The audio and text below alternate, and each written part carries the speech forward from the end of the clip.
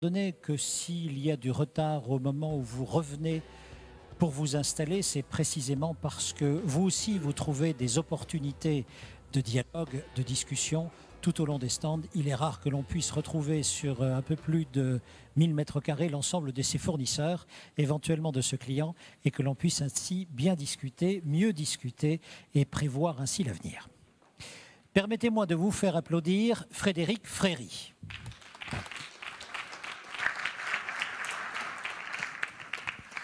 Mon rôle est de créer des vides, de laisser surgir des questions et surtout de ne pas les remplir. Voilà comment Frédéric Fréry, enseignant, conçoit sa fonction. Il aime être parmi ses étudiants, il aime être au contact des entrepreneurs et des entreprises.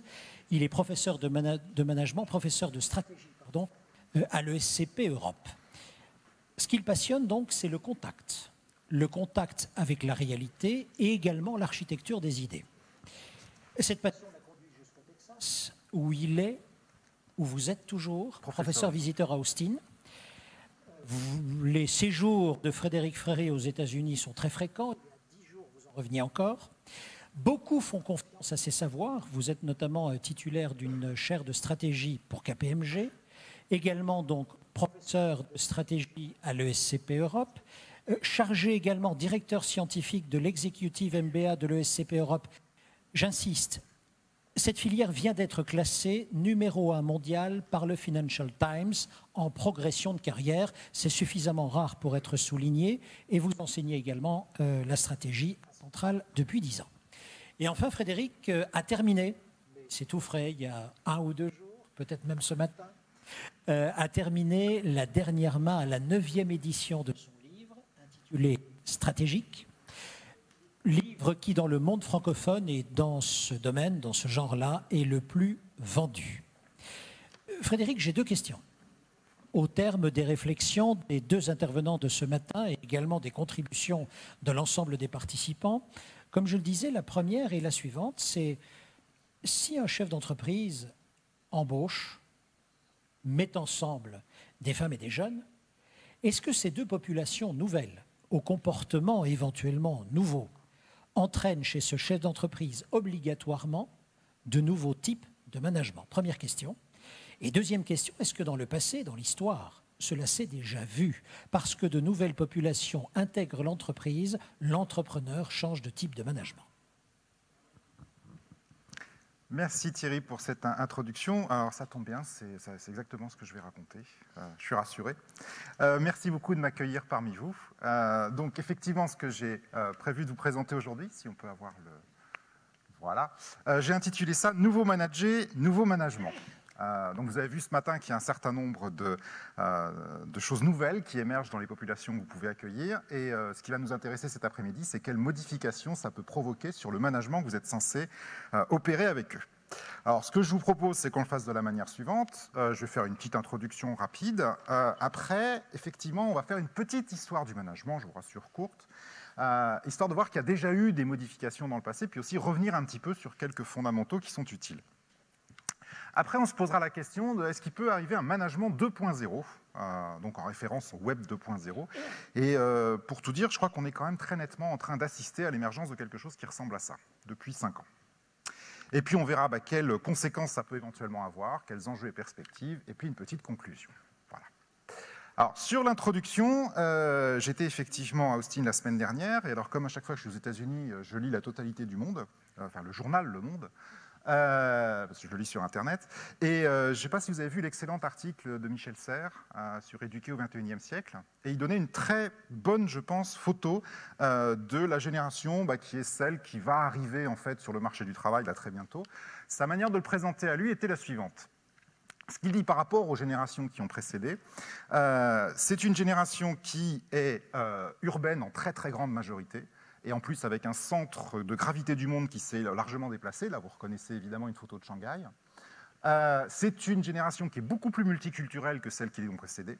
Et les camarades qu'on a en classe sont des gens qui viennent du monde entier, alors qu'avant, ils venaient des autres régions de France. Ces jeunes arrivent dans un monde qui est rempli, dans un monde plein, avec 7 milliards d'individus, et il y en aura encore certainement d'autres. Donc il n'y a plus forcément beaucoup de place. C'est une génération qui sait qu'elle va vivre au moins jusqu'à 90 ans. Et ça change aussi pas mal de choses dans leur perception du monde et de ce qui va se passer.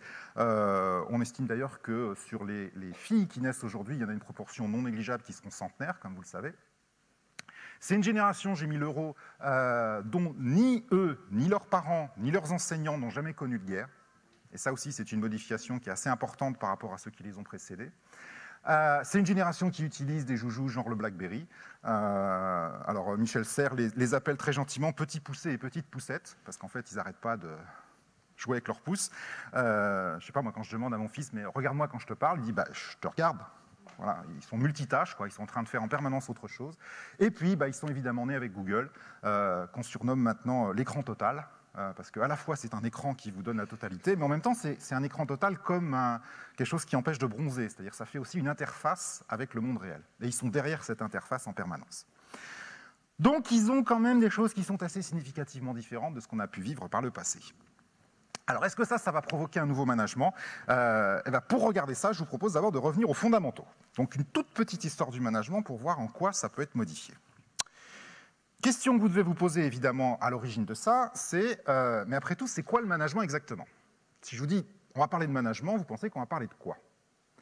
Alors, si je réagis comme mes élèves, je vais d'abord regarder, évidemment, sur Google. Parce que je vous rappelle que eux, quand c'est sur Google, ça existe. Quand c'est pas sur Google, ça n'existe pas. Donc, voilà, l'écran total. Donc, on va regarder sur Google. Et alors, si on regarde sur Google, on voit... Alors, j'ai pris Google Photos parce que c'était plus visible. Donc, on voit, il y a des chiffres, visiblement, des choses sérieuses, c'est du calcul, c'est la gestion. Il y a des gens très beaux et très intelligents dans des réunions très importantes. Il y a des schémas compliqués, quelquefois même complexes, avec des carrés, des bulles et puis des flèches, vous voyez, même qui parfois sont dans les deux sens, ce qui est le signe d'un schéma complexe. Et il y a surtout beaucoup de photos complètement stupides. Énormément de photos complètement stupides qui montrent que le concept est quand même assez mal cerné, si on regarde bien. Alors ça, c'est la réaction élève. Maintenant, je vais vous faire la réaction professeur. Moi, professeur, évidemment, j'ai regardé aussi sur Google, mais je vais aller regarder l'étymologie. Et alors, si vous regardez l'étymologie du management, c'est extrêmement intéressant. Je ne sais pas si vous savez ça, mais vous avez remarqué que je dis management, je ne dis pas management. Hein. Il y a une raison très précise à ça, c'est que c'est un mot français, ce n'est pas un mot anglais, management. Donc si vous dites management, il faut aussi dire marketing, finance, enfin, on a rapidement l'air idiot, mais c'est un mot français.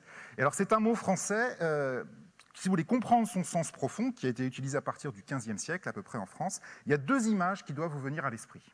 Les deux images qui doivent vous venir à l'esprit pour comprendre ce que c'est à l'origine, le management, c'est, hop là, ces deux images-là. Une main et un cheval. Alors pourquoi une main et un cheval? Eh bien parce que management, alors à l'époque ça s'écrivait ménagement, c'est directement tiré d'un verbe italien qui est maneggiare, et maneggiare ça veut dire tenir les rênes du cheval. Donc faire du management, c'est tenir les rênes du cheval. Vous remarquerez d'ailleurs que ce terme d'équitation existe toujours. Là où on entraîne le cheval, c'est un manège. Hein, et ça vient exactement de la même origine. Et alors, ce qui est intéressant, c'est que cette idée de tenir les rênes du cheval a été utilisée dès le XVe siècle et le XVIe siècle en France, exactement avec le sens qu'on le connaît aujourd'hui. On a tout de suite fait l'analogie. On s'est dit, c'est celui qui tient les rênes de l'organisation. Et voilà donc quelques éléments de l'époque. Olivier de Serres, vous savez certainement, un agronome extrêmement célèbre de l'époque de Henri IV, hein, dont l'ouvrage était, paraît-il, l'ouvrage de chevet d'Henri IV. Si vous regardez le titre de l'ouvrage, c'est « Théâtre d'agriculture et de ménage des champs ». C'est-à-dire que déjà, le terme « ménager » était passé dans le fait d'organiser quelque chose, en l'occurrence ici, l'agriculture. Henri IV, d'ailleurs, qui disait de Sully, son ministre, qu'il était le bon ménager du doux royaume de France. Donc ça y est, il était passé manager. À la même époque, Joachim du Bellay, si vous regardez, je crois que c'est le 29e de ses regrets, à un moment il dit je me voyais pour la muse et me voilà ménager ». Parce qu'en gros, ses parents lui avaient demandé de tenir la boutique alors qu'il aurait préféré être poète. Quelques années plus tard, Richelieu avait été désigné meilleur ménager de France, manager de l'année, rien que ça, Richelieu. Et si vous regardez encore un petit peu plus tard le dictionnaire universel de Furetière, qui est le grand dictionnaire du XVIIe siècle, même l'économie est définie comme le ménagement de son bien et du bien public. Donc c'est exactement le sens qu'on lui donne aujourd'hui. Ce qui est très intéressant, c'est qu'on a oublié ça, et que les Anglais ont récupéré le terme, et ensuite on a trouvé malin de le prononcer à l'anglaise, et on a perdu le sens original. Remarquez qu'il y a beaucoup de termes d'ailleurs de management anglais, anglo-saxon, qui sont des termes français. Hein. le diplôme le plus célèbre en gestion aux États-Unis. C'est donc le MBA, Master in Business Administration. Le administration, c'est l'administration français qui date aussi de cette époque-là. De la même manière, d'ailleurs, vous savez comment dire entrepreneur en anglais? On dit entrepreneur. Et il y a une citation extrêmement célèbre de George W. Bush qui disait « entrepreneur », mais il n'y a même pas de mot en français pour dire ça. Mais bon, c'était George W. Bush en même temps, donc bon. Bien. Donc c'est un terme ancien, français, et qui signifie très clairement tenir les rênes. Faire du management, c'est tenir les rênes. La vraie réflexion sur le management dans les entreprises, elle démarre il y a à peu près un siècle. Un siècle, 100-120 ans environ, et avec principalement donc deux pères fondateurs qu'on enseigne dans toutes les écoles. Le premier, c'est Henri Fayol, donc ingénieur français, qui avait défini le management, vous le savez certainement, comme, alors il parlait d'administrer, déjà à l'époque, c'est prévoir, organiser, commander, coordonner et contrôler. Vous remarquerez que la latitude de liberté du cheval est quand même assez limitée dans ces conditions-là. Hein. C'est-à-dire que les rênes sont tenues serrées quand même. Hein. Et pour la petite histoire d'ailleurs, Fayol a écrit donc son ouvrage « Administration industrielle et générale » en 1917, il a été publié en 1917. Il est passé totalement inaperçu, mais alors totalement, en France, on ne s'en est même pas rendu compte. Il faut dire qu'on avait d'autres soucis à l'époque. En revanche, c'est devenu un best-seller extraordinaire aux États-Unis, au point que tous les cours des plus grandes universités américaines en management jusque dans les années 40 utilisaient très exactement le bouquin de Fayol. Et quand est-ce qu'on s'en est rendu compte? Quand on a envoyé des Français se faire former aux États-Unis, qui ont découvert avec surprise que c'était un bouquin français qui était utilisé. Alors pourquoi ce pauvre Fayol n'a pas été célèbre en France? Parce qu'il avait une tare congénitale irrécupérable. Il était ingénieur des mines de Saint-Étienne. Et à l'époque, les seuls dirigeants des grandes entreprises françaises, ils étaient soit centraliens, soit polytechniciens. Et si vous êtes ingénieur des mines de Saint-Étienne, vous n'êtes pas légitime. Je peux vous témoigner juste de ça. Donc je fais le cours de stratégie à l'École centrale Paris tous les ans. Et je ne manque jamais de m'amuser à faire ça. C'est-à-dire je leur dis, alors donc j'ai mes centraliens devant, là, dans l'amphi. Je leur dis, voilà, Fayol, donc français, bon, très bien. Père du management, excellent. Ingénieur, c'est normal. Des mines, oui, pourquoi pas. De Saint-Étienne. Et là, je vois tous les stylos qui s'arrêtent. Les types qui relèvent la tête. Et c'est pas possible. Ça peut pas être un type important. S'il a fait l'école des mines de Saint-Étienne, il était mal classé au concours. Il peut pas être intelligent. Bon. J'en reparlerai tout à l'heure, quand on parlera des spécificités françaises. Le deuxième, c'est Frederick Winslow Taylor. Alors lui, forcément, vous connaissez le taylorisme. Et une des définitions, c'est l'organisation scientifique du travail, c'est élaborer rigoureusement le one best way, la meilleure méthode qui soit, et l'appliquer strictement. Là encore, vous sentez que le cheval a un degré de liberté extrêmement élevé par rapport à celui qui tient les rênes. Eh bien, on vit toujours dans cette atmosphère-là, en fait. Si vous téléportez un manager des années 1910 en 2011, il serait très certainement extraordinairement surpris par les techniques de communication que nous avons, par les outils de production qui sont à notre disposition, par la chaîne logistique et la manière dont nous organisons, par les options financières extrêmement complexes que nous avons, et certainement beaucoup trop. Enfin, il serait très surpris par tout ça. En revanche, il y a une chose qui ne l'étonnerait pas du tout, c'est les méthodes de management. Parce que là, très sincèrement, elles n'ont pas bougé beaucoup. Et dans la plupart des cas, ma foi, on tient encore les rênes du cheval assez serrées quand même. Et si vous regardez un siècle de recherche sur le management, ça se distingue en gros, je le fais rapide, mais en trois grands dilemmes fondamentaux. Il y a trois grandes questions qui ont torturé les spécialistes de management depuis un siècle. Si je le fais vite, je dirais qu'il y a est-ce qu'il faut mettre du marché dans l'organisation ou est-ce qu'il faut organiser les marchés? Ça, c'est une question qui n'est jamais tout à fait réglée. Il y a est-ce qu'il faut explorer ou exploiter quand on est une organisation? Est-ce qu'on est là pour trouver des idées nouvelles ou au contraire pour utiliser les idées qu'on a déjà? Et ce n'est pas forcément possible de faire les deux. Et puis, est-ce qu'il faut beaucoup d'autonomie ou au contraire beaucoup de coordination? La plupart des ouvrages de management, d'une manière ou d'une autre, explorent ces questions-là. La première, par exemple, si je les reprends toutes les trois, marché ou organisation, la star là-dedans, c'est Ronald Coase. Alors, je ne sais pas si vous connaissez ce monsieur qui a été prix Nobel d'économie en 1991 pour un article qu'il avait écrit en 1937, comme quoi il ne faut pas désespérer.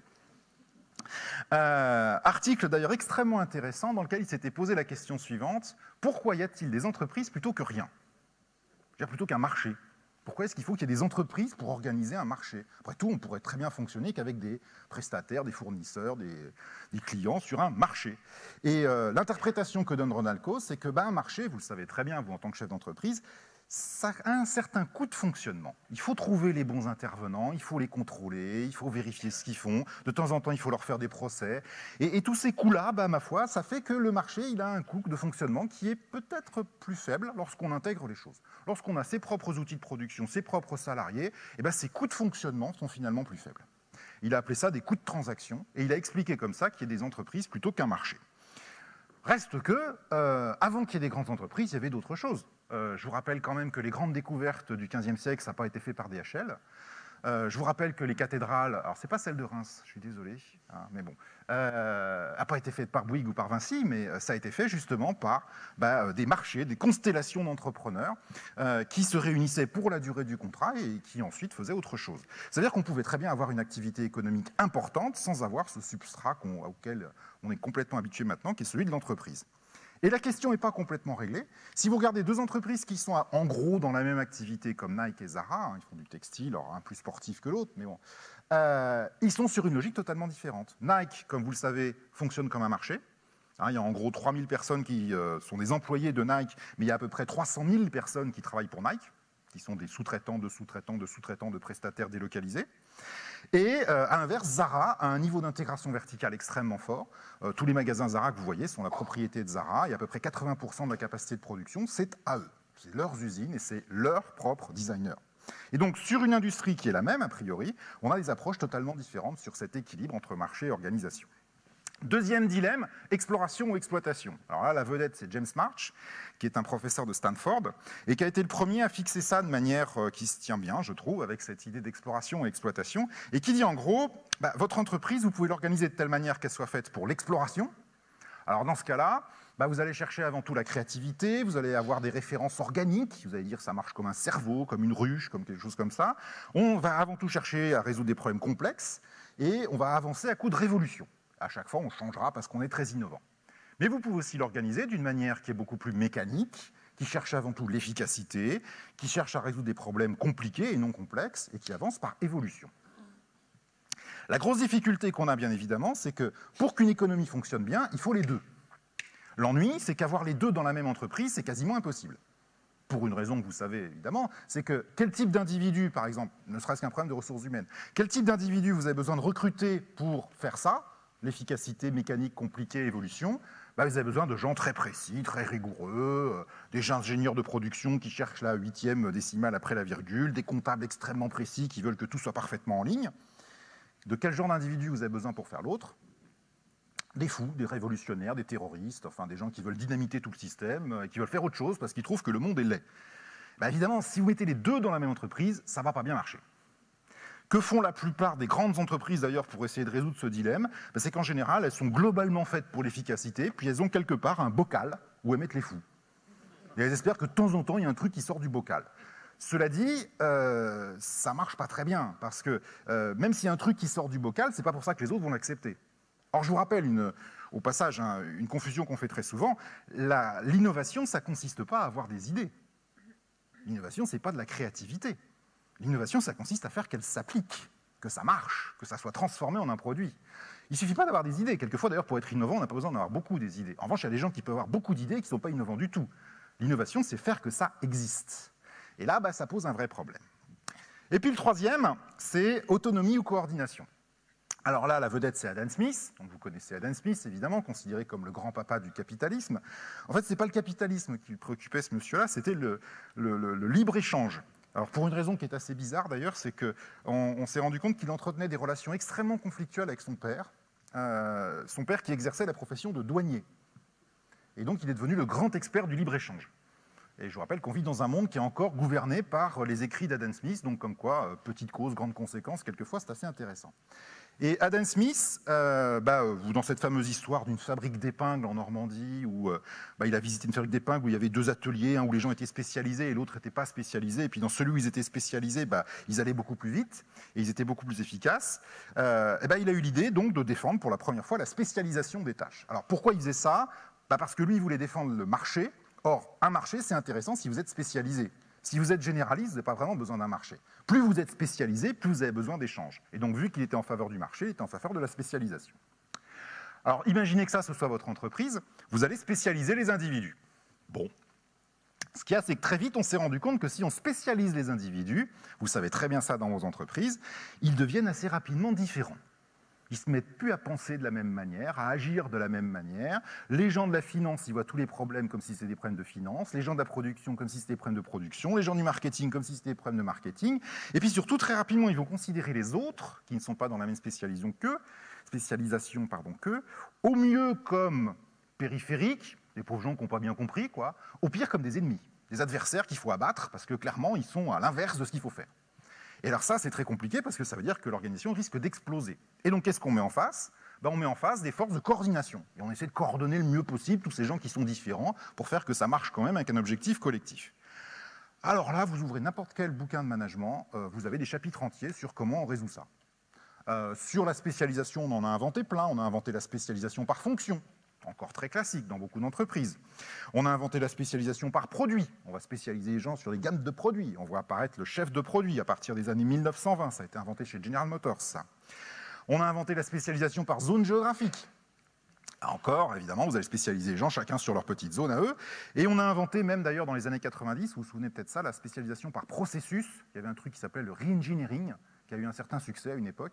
On n'en parle plus du tout d'ailleurs, mais bon, c'est normal. Hein.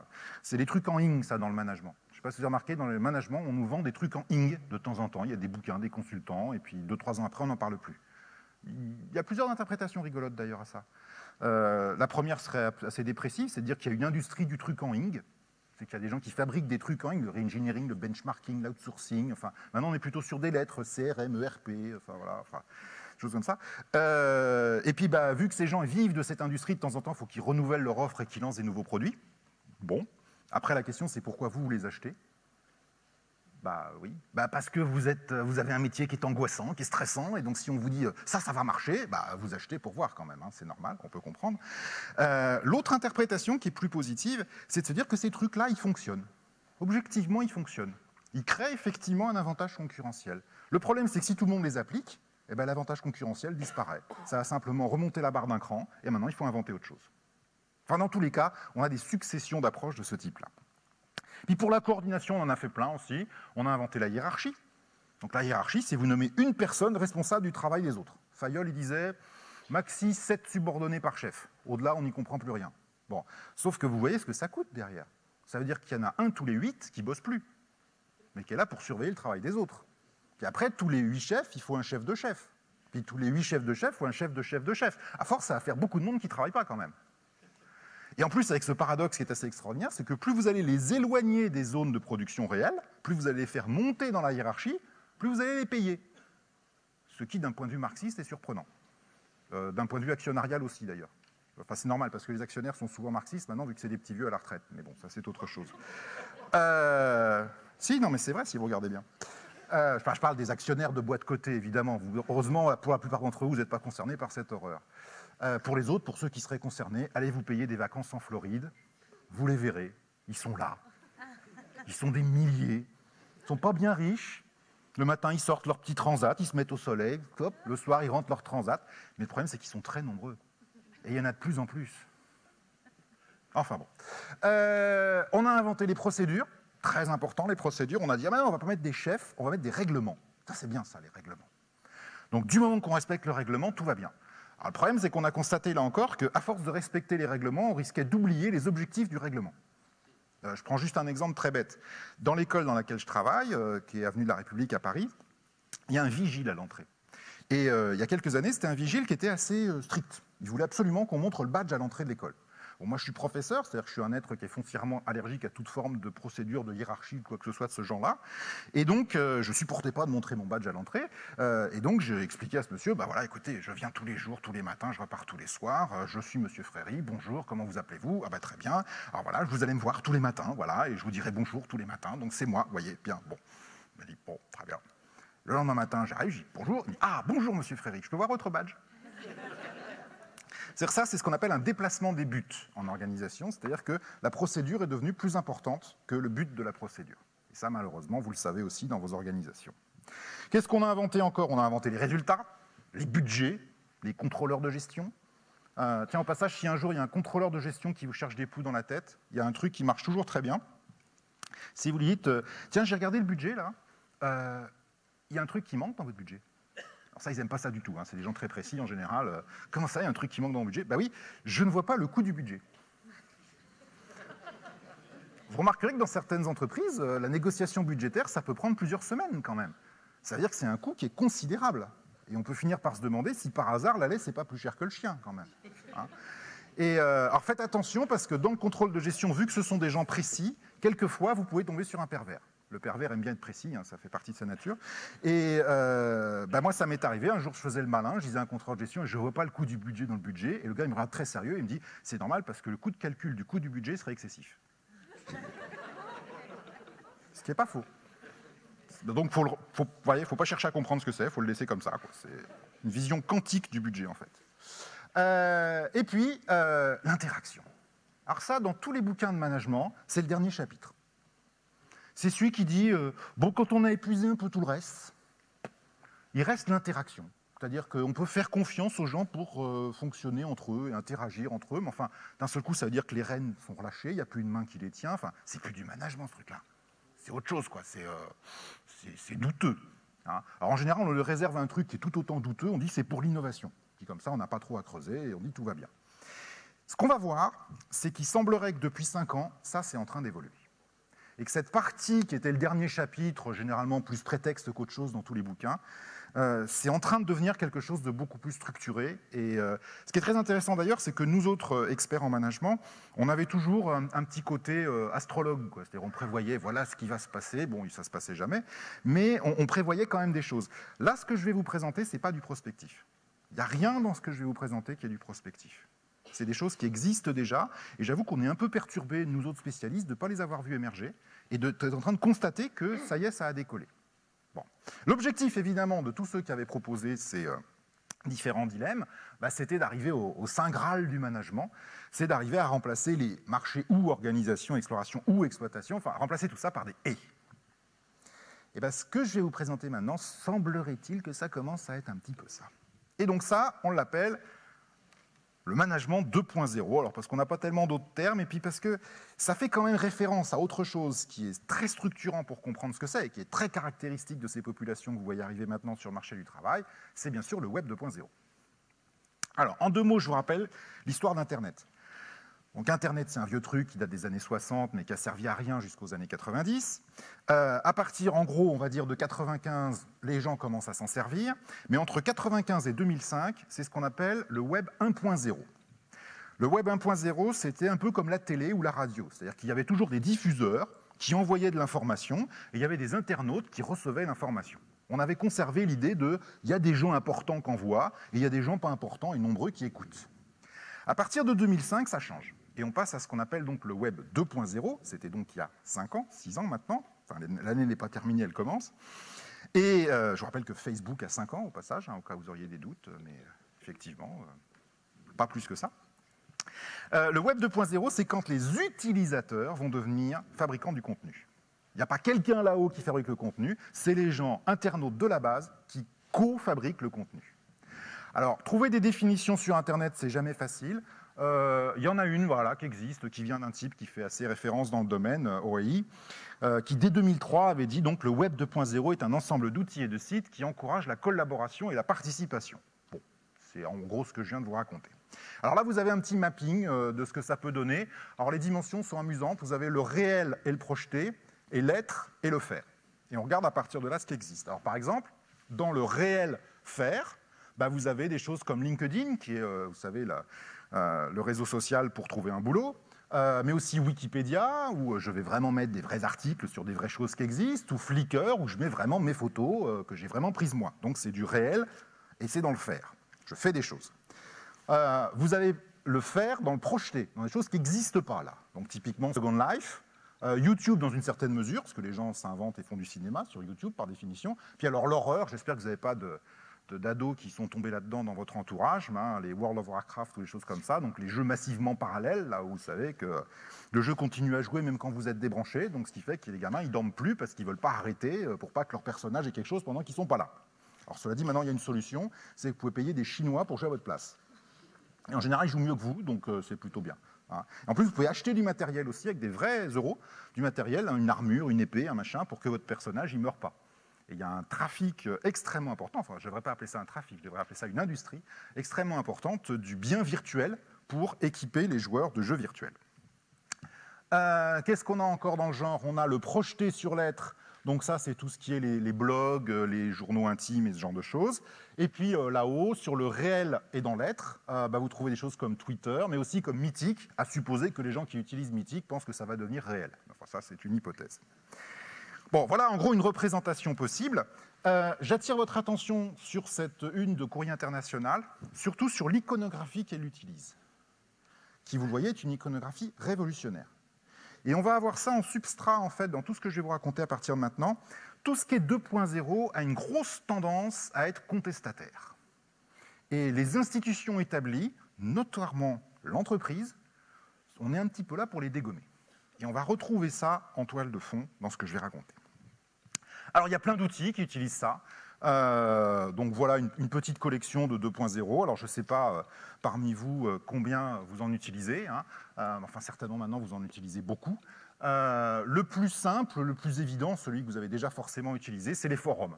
Les forums, c'est vraiment le plus simplissime de ce qui peut être 2.0, parce que c'est bien les gens qui utilisent le forum qui construisent le contenu. Alors vous savez très bien que maintenant, si votre voiture, votre ordinateur ou votre sèche-cheveux a un problème, ce n'est pas la peine d'aller chez le vendeur. Il suffit d'aller chercher sur le forum, et ce n'est même pas la peine de poser la question du problème que vous avez, parce qu'il y a déjà la réponse. Et il y a des forums de tout. Qu'est-ce qu'on a découvert dernièrement? Vous verrez Serge Souloplatov demain, avec lui, on avait découvert dernièrement, il y avait Gros Tracteur Passion. Forum d'agriculteurs qui font des essais extrêmement précis de traction avec des gros tracteurs. Et avec vraiment des analyses de traction qui sont extrêmement bien faites. Les gens, visiblement, passent leur week-end à ça. En disant, si je mets telle pression de pneu avec telle remorque et que je mets en telle vitesse, alors il va se passer quoi, sur quelle distance? Enfin, remarquable. Vous avez des forums de vraiment absolument n'importe quoi. De ça, on voit apparaître des modèles économiques originaux. Alors, je vais en présenter 2 ou 3. Pas mal d'entre vous sont distributeurs. J'espère que vous avez lu l'ouvrage de Andersen qui s'appelle La longue traîne. Hein, alors, le titre original, c'est le long tail, mais ça a été traduit pour des raisons évidentes en français par la longue traîne. Et ce que dit Andersen est tout à fait intéressant. Ce qu'il dit, c'est que historiquement, le métier de distributeur, ça consiste à vendre un nombre de références limité en très grande quantité. Et l'idéal, c'est d'avoir de très grandes quantités de peu de références. C'est là qu'on fera de l'argent. Or, ce qu'on voit sur Internet, notamment avec des choses comme Amazon, iTunes ou des choses comme ça, c'est qu'on voit apparaître des modèles économiques où on fait l'inverse, c'est-à-dire on vend une très faible quantité d'un nombre de références quasiment infini. Et évidemment, vous pouvez faire autant d'argent avec la queue de la distribution qu'avec la tête. Une illustration de ça qui est intéressante, c'est iTunes, par exemple. D'après les chiffres qui sont fournis par Apple, ils font la moitié de leur chiffre d'affaires avec des choses qu'ils ne vendent qu'une fois par jour. Quand vous savez la quantité d'offres qui est proposée sur iTunes, c'est très étonnant. Ça veut dire qu'il y a des gens qui cherchent des choses extrêmement précises, ils sont peu nombreux, mais sur le volume, on se retrouve. Donc ça, c'est une évolution de la distribution qui est tout à fait intéressante et qui est liée évidemment, alors évidemment pas pour vos produits, parce que c'est lié plutôt à des produits dont le coût de stockage est nul. Deuxième chose intéressante, c'est ce qu'on appelle le théorème de la diversité, qui a été fait par un professeur américain qui s'appelle Page, qui, à la suite de tout un ensemble d'expériences, a montré une chose tout à fait intéressante. Il a montré que la performance d'un groupe, par exemple d'une entreprise, est égale à la performance individuelle moyenne des personnes qui sont à l'intérieur du groupe, plus la diversité des performances entre les individus. Mais surtout, ce qui est très intéressant, c'est qu'il a montré que la diversité des performances était aussi importante que la performance moyenne. Qu'en gros, ça ne sert à rien de réunir un groupe d'experts, vous n'aurez pas une performance supérieure plutôt que si vous aviez réuni un groupe de gens extrêmement différents. Alors pour quelle raison? Parce que les experts vont se positionner les uns par rapport aux autres et en gros, ils vont annuler la possibilité qu'ils auraient pu d'avoir des réponses extrêmement intéressantes.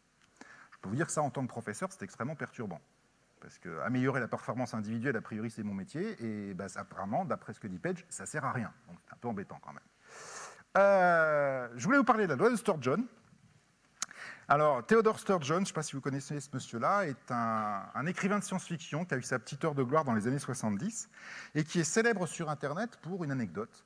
C'est qu'un jour où il était dans un cocktail, il y a un critique qui vient le voir et qui lui dit « Ah, monsieur Sturgeon, vous êtes écrivain, oui. Et vous écrivez quoi ?»« J'écris de la science-fiction. » Et le critique le regarde et lui dit « Mais attendez, mais la science-fiction, 90% c'est nul. » Et Sturgeon lui a répondu du tac au tac C'est vrai, mais enfin, 90% de n'importe quoi est nul. Ce qui n'est pas complètement faux quand vous regardez bien. Si vous regardez par exemple les articles de Wikipédia, les films qu'il y a sur YouTube ou à peu près quoi que ce soit d'autre, d'ailleurs les programmes télé que vous voyez en général, 90% c'est quand même pas terrible. Mais ce qui est très intéressant sur Internet, vous savez combien il y a de gens connectés maintenant? Environ 2 milliards. Hein. Si vous partez du principe qu'il y a 2 milliards de gens connectés sur cette planète et que 90% de ce qui est produit par ces 2 milliards de gens est nul, ça veut quand même dire qu'il y en a 10% qui n'est pas nul. Et 10% de 2 milliards, ça commence à faire énormément de production de très grande qualité et disponible. Et donc cette loi du grand nombre nous permet d'avoir accès à des quantités de production qui sont extrêmement intéressantes. Il y a une dernière loi qu'on utilise, et après je passe aux exemples, c'est la loi du indice 90. Alors la loi du indice 90, c'est assez simple. Tous les gens qui gèrent des sites savent très bien que sur 100 personnes, enfin en gros sur 101 d'ailleurs si vous faites le calcul, mais sinon ce serait indice 89, qui utilisent un site, il y a une personne qui va créer du contenu, il y en a 10 qui vont modifier ou commenter ce contenu, et il y en a 90 qui se contentent de le consommer. C'est-à-dire qu'il y en a 90 qui restent dans le web 1.0 en fait. Mais là où c'est intéressant évidemment, c'est que c'est jamais les mêmes. C'est-à-dire quelqu'un qui ne contribuera pas sur Gros Tracteur Passion contribuera peut-être sur un autre article Wikipédia ou réciproquement. Mais en tout cas, sur l'ensemble de la population, vous retrouvez toujours à peu près ce indice 90. Bien. Alors, cela étant dit, on regarde après en quoi des fonctions qui sont relèvent traditionnellement du management sont modifiées par ces différentes choses. Alors, j'en ai isolé 5. La première dont je voudrais vous parler, c'est la prédiction. Il y a un travail du manager qui consiste à prévoir, anticiper. Hein, ça fait partie des adjectifs de Fayol historiquement, et la capacité d'anticipation est fondamentale, notamment pour la stratégie. Et bien, il se trouve qu'on a maintenant des outils 2.0 qui permettent d'anticiper de manière beaucoup plus intéressante qu'on pouvait le faire historiquement avec des sondages, des analyses de marché ou des choses comme ça. C'est ce qu'on appelle les marchés prédictifs. Alors, premier exemple que je voulais vous donner, c'est ce qui s'est passé chez Best Buy. Alors, je ne sais pas si vous connaissez Best Buy, c'est un espèce de Darty américain. C'est comme Darty, ils vendent des électroménagers, de la hi-fi, des choses comme ça, de l'informatique, mais en gros. C'est un distributeur pour les consommateurs, mais je veux dire, ils sont beaucoup plus gros que Darty, à l'américaine. Et il s'est passé en 2007 quelque chose d'extrêmement intéressant chez Best Buy. Le directeur commercial était furieux parce qu'il n'avait pas touché son bonus de l'année. Et comme tout directeur commercial, ce qu'il a dit, c'est « si je n'ai pas touché mon bonus, ce n'est pas du fait de ma performance, c'est du fait que les objectifs qui m'ont été assignés par les calculs du marketing étaient bidons. Les hypothèses de marché qu'ils avaient faites n'étaient pas bonnes. Et donc moi, je ne conteste pas ma performance, je conteste les hypothèses de prédiction de marché faites par le service marketing. Et il dit, je vais proposer une autre manière d'évaluer ce que va être le marché à l'avenir. Et il a fait ça très simplement, il a ouvert un forum à l'intérieur de Best Buy, ouvert à tout le personnel, et il a dit, ben voilà, on est au mois de mars, on va essayer de prévoir ce que va être le chiffre d'affaires qu'on va réaliser pendant le week-end de Thanksgiving. Alors Thanksgiving, c'est un mois avant Noël, c'est là où ce genre de distributeurs américains vend énormément de matériel parce que les Américains achètent leurs cadeaux à ce moment-là. Et donc on était 8 mois avant, et il dit, ben voilà, ceux qui arriveront à avoir la plus belle précision sur le chiffre d'affaires qu'on fera pour le week-end de Thanksgiving, ils ont droit à un bon d'achat de $10 chez Best Buy. Alors tout le monde a joué. Les gens de la compta ont joué, le vigile a joué, le service marketing a joué, parce qu'ils voulaient bien montrer que non plus ils n'étaient pas largués. Ils ont joué comme ça pendant 3 semaines à peu près, essayer d'avoir la précision la plus importante. Puis on a arrêté les comptes, l'année s'est passée, on a eu les vrais résultats sur le week-end de Thanksgiving, et on a regardé. Il s'est trouvé que cette année-là, le département marketing s'était défoncé, parce qu'ils ne voulaient pas se faire rouler, donc ils avaient réussi une précision qui était tout à fait impressionnante, ils étaient à 90% de précision sur ce qui s'est effectivement vendu. L'ennui, c'est que ce petit forum avec un bon d'achat de $10, eux, ils étaient à 98% de précision. Et donc, évidemment, il s'est mis à trotter dans la tête des gens de Best Buy, et si on remplaçait une partie du département marketing par un bon d'achat de $10? C'est plus économique, les gens, en plus, ils sont contents parce qu'ils ont participé, et on a une précision des ventes qui est beaucoup plus intéressante, notamment pour faire rentrer ça dans les budgets. Ben, il se trouve qu'il y a plein de gens qui font ça maintenant. Je vous encourage à aller jeter un petit coup d'œil au HSX. Le HSX, c'est le Hollywood Stock Exchange.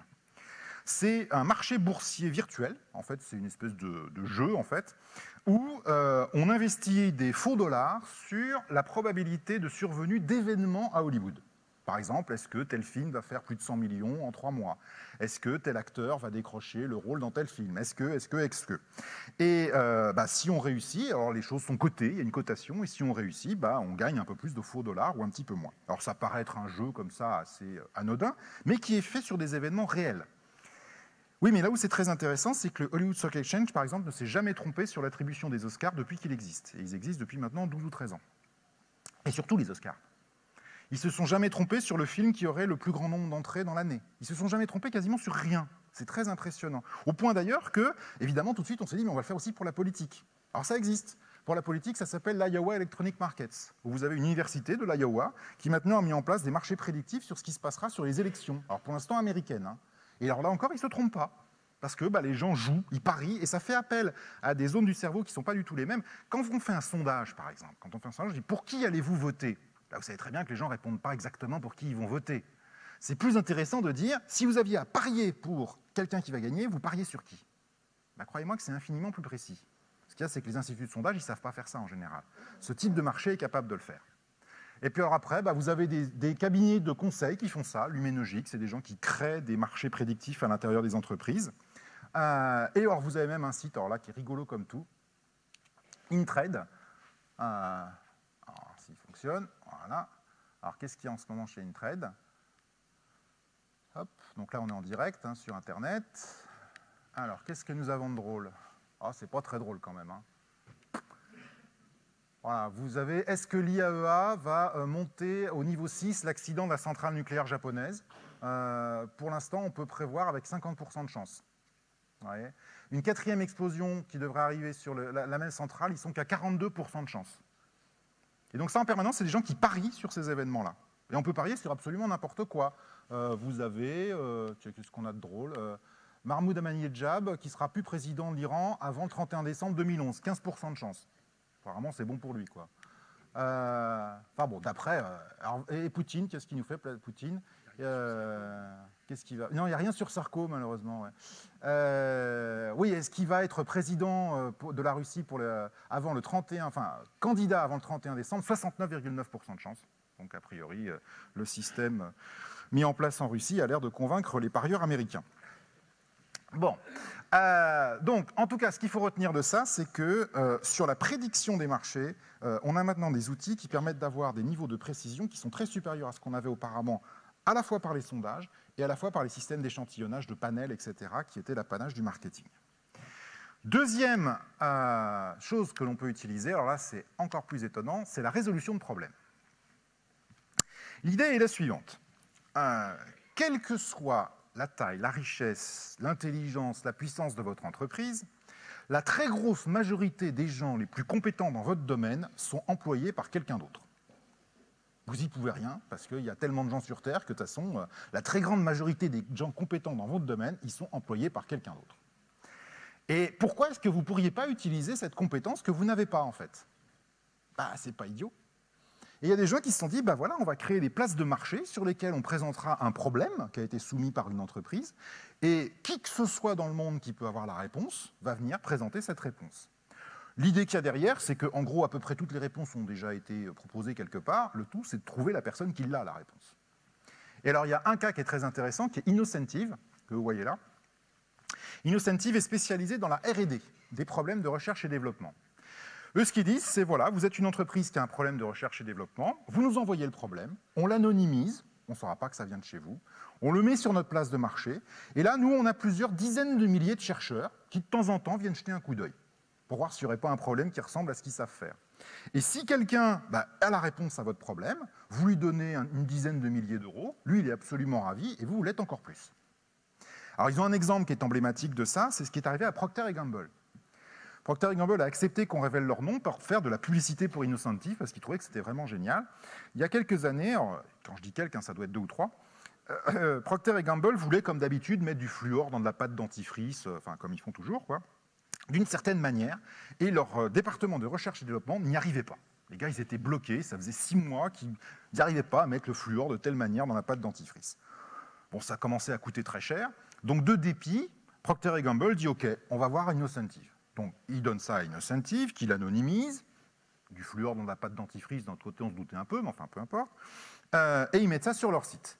Et là, la réponse est arrivée en combien de temps, d'après vous? En 10 minutes. C'est-à-dire que 10 minutes après, il y a quelqu'un qui avait la réponse. Alors, ils ont donné 10 000 $ à cette personne qui était absolument ravie. Eux, ils étaient encore plus ravis, parce que là, ils en économisaient infiniment plus. Après, la vraie question, c'est comment c'est possible? Les chercheurs de Procter & Gamble, c'est des bons, les gars, quoi. C'est quand même des très, très bons chercheurs. Oui, c'est des très bons chercheurs, mais c'est des très bons chimistes. Or, le gars qui a donné la réponse, ce n'était pas un chimiste, c'était un électricien. Il disait, bah, attendez, c'est facile, vous créez un champ électrique comme ça, le fluor, il se met comme ça, enfin, tout le monde sait ça, quoi. C'est bête, quoi. Enfin, bon. 10 000 $, merci, c'est sympa, ça ne les vaut pas, parce que franchement, c'est simple, quoi. Oui, mais pour des chimistes, c'était monstrueusement complexe comme problème. Pour un électricien, c'était élémentaire. Mais jamais Procter serait allé recruter un électricien. D'abord, qu'est-ce qu'ils en auraient fait ensuite d'un électricien? Ils n'en avaient pas besoin. Bah, c'est tout le principe d'Innocentive et de ce genre de place de marché. C'est que vous pouvez avoir accès à des compétences qui sont finalement très éloignées de votre domaine, ou d'ailleurs aux compétences de vos adversaires ou de vos concurrents. Hein, ça, c'est pas très gênant. Vous pouvez même imaginer pire d'ailleurs. Vous mettez le truc sur votre site et en fait, c'est un de vos salariés qui donne la réponse. Oui, mais d'un autre côté, peu importe. L'important, c'était d'avoir la réponse. Alors, il y a des concurrents. Vous avez Nine Sigma, vous avez YourEncore. YourEncore est spécialisé sur un truc très amusant. Ils sont spécialisés dans les chercheurs à la retraite. Parce que vous avez des dizaines de milliers de chercheurs de grands talents à la retraite de nos jours. Ils n'ont rien d'autre à faire que de surfer sur Internet. Et ma foi, si de temps en temps on peut leur donner quelques petits sous parce qu'ils ont trouvé la réponse à un problème dont ils se souviennent très bien, dans les années 80 on a fait ça mon vieux, eh ben, ils sont très contents. Et donc utiliser cette ressource-là est tout à fait passionnant. Planète Innov et Ipios sont à peu près la même chose, mais pour des sites français comme leur nom l'indique. C'est pas réservé qu'à la R&D. Si vous regardez par exemple CrowdSpring,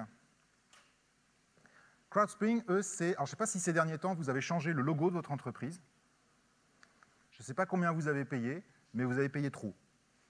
Parce que CrowdSpring, c'est un site qui est spécialisé dans les logos. Ils affirment qu'ils ont 87 417, au jour d'aujourd'hui, on est en direct là, designers qui, en moyenne, fournissent 110 réponses par demande de clients qui voudraient avoir un logo, et avec une satisfaction de 100%. Et alors les coûts, en général, on va voir peut-être dans les exemples. Hop. Voilà.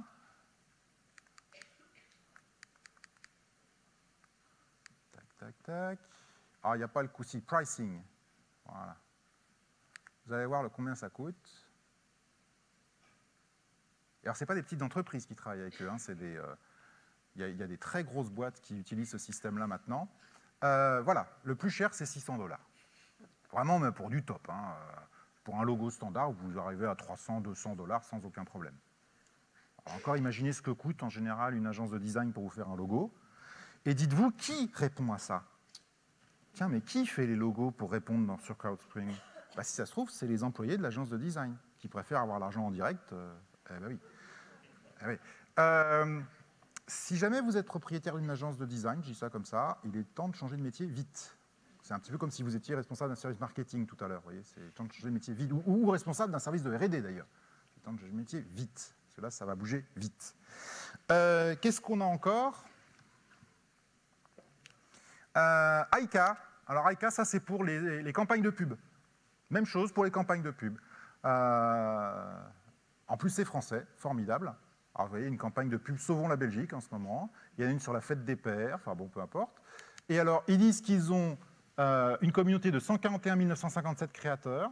En ce moment, il y a 333 appels à création avec 50 612 contributions et 1 million € de dotation. Alors, par exemple, Sauvons la Belgique, il ne reste plus que 3 jours pour participer. Enfin, ça, c'est gratuit, c'est pas très drôle. En revanche, nouvelle génération de smartphones, il y a un concours de vidéos et d'annonces. Si vous gagnez 2500 $. Microsoft, oui, ce n'est pas des petites boîtes. Hein. Microsoft, qui fait apparemment un concours de vidéos, d'après ce que je vois, il reste 18 jours pour participer et vous pouvez gagner 10 000 $. La Poste, un concours de design pour Colissimo, 8 000 €.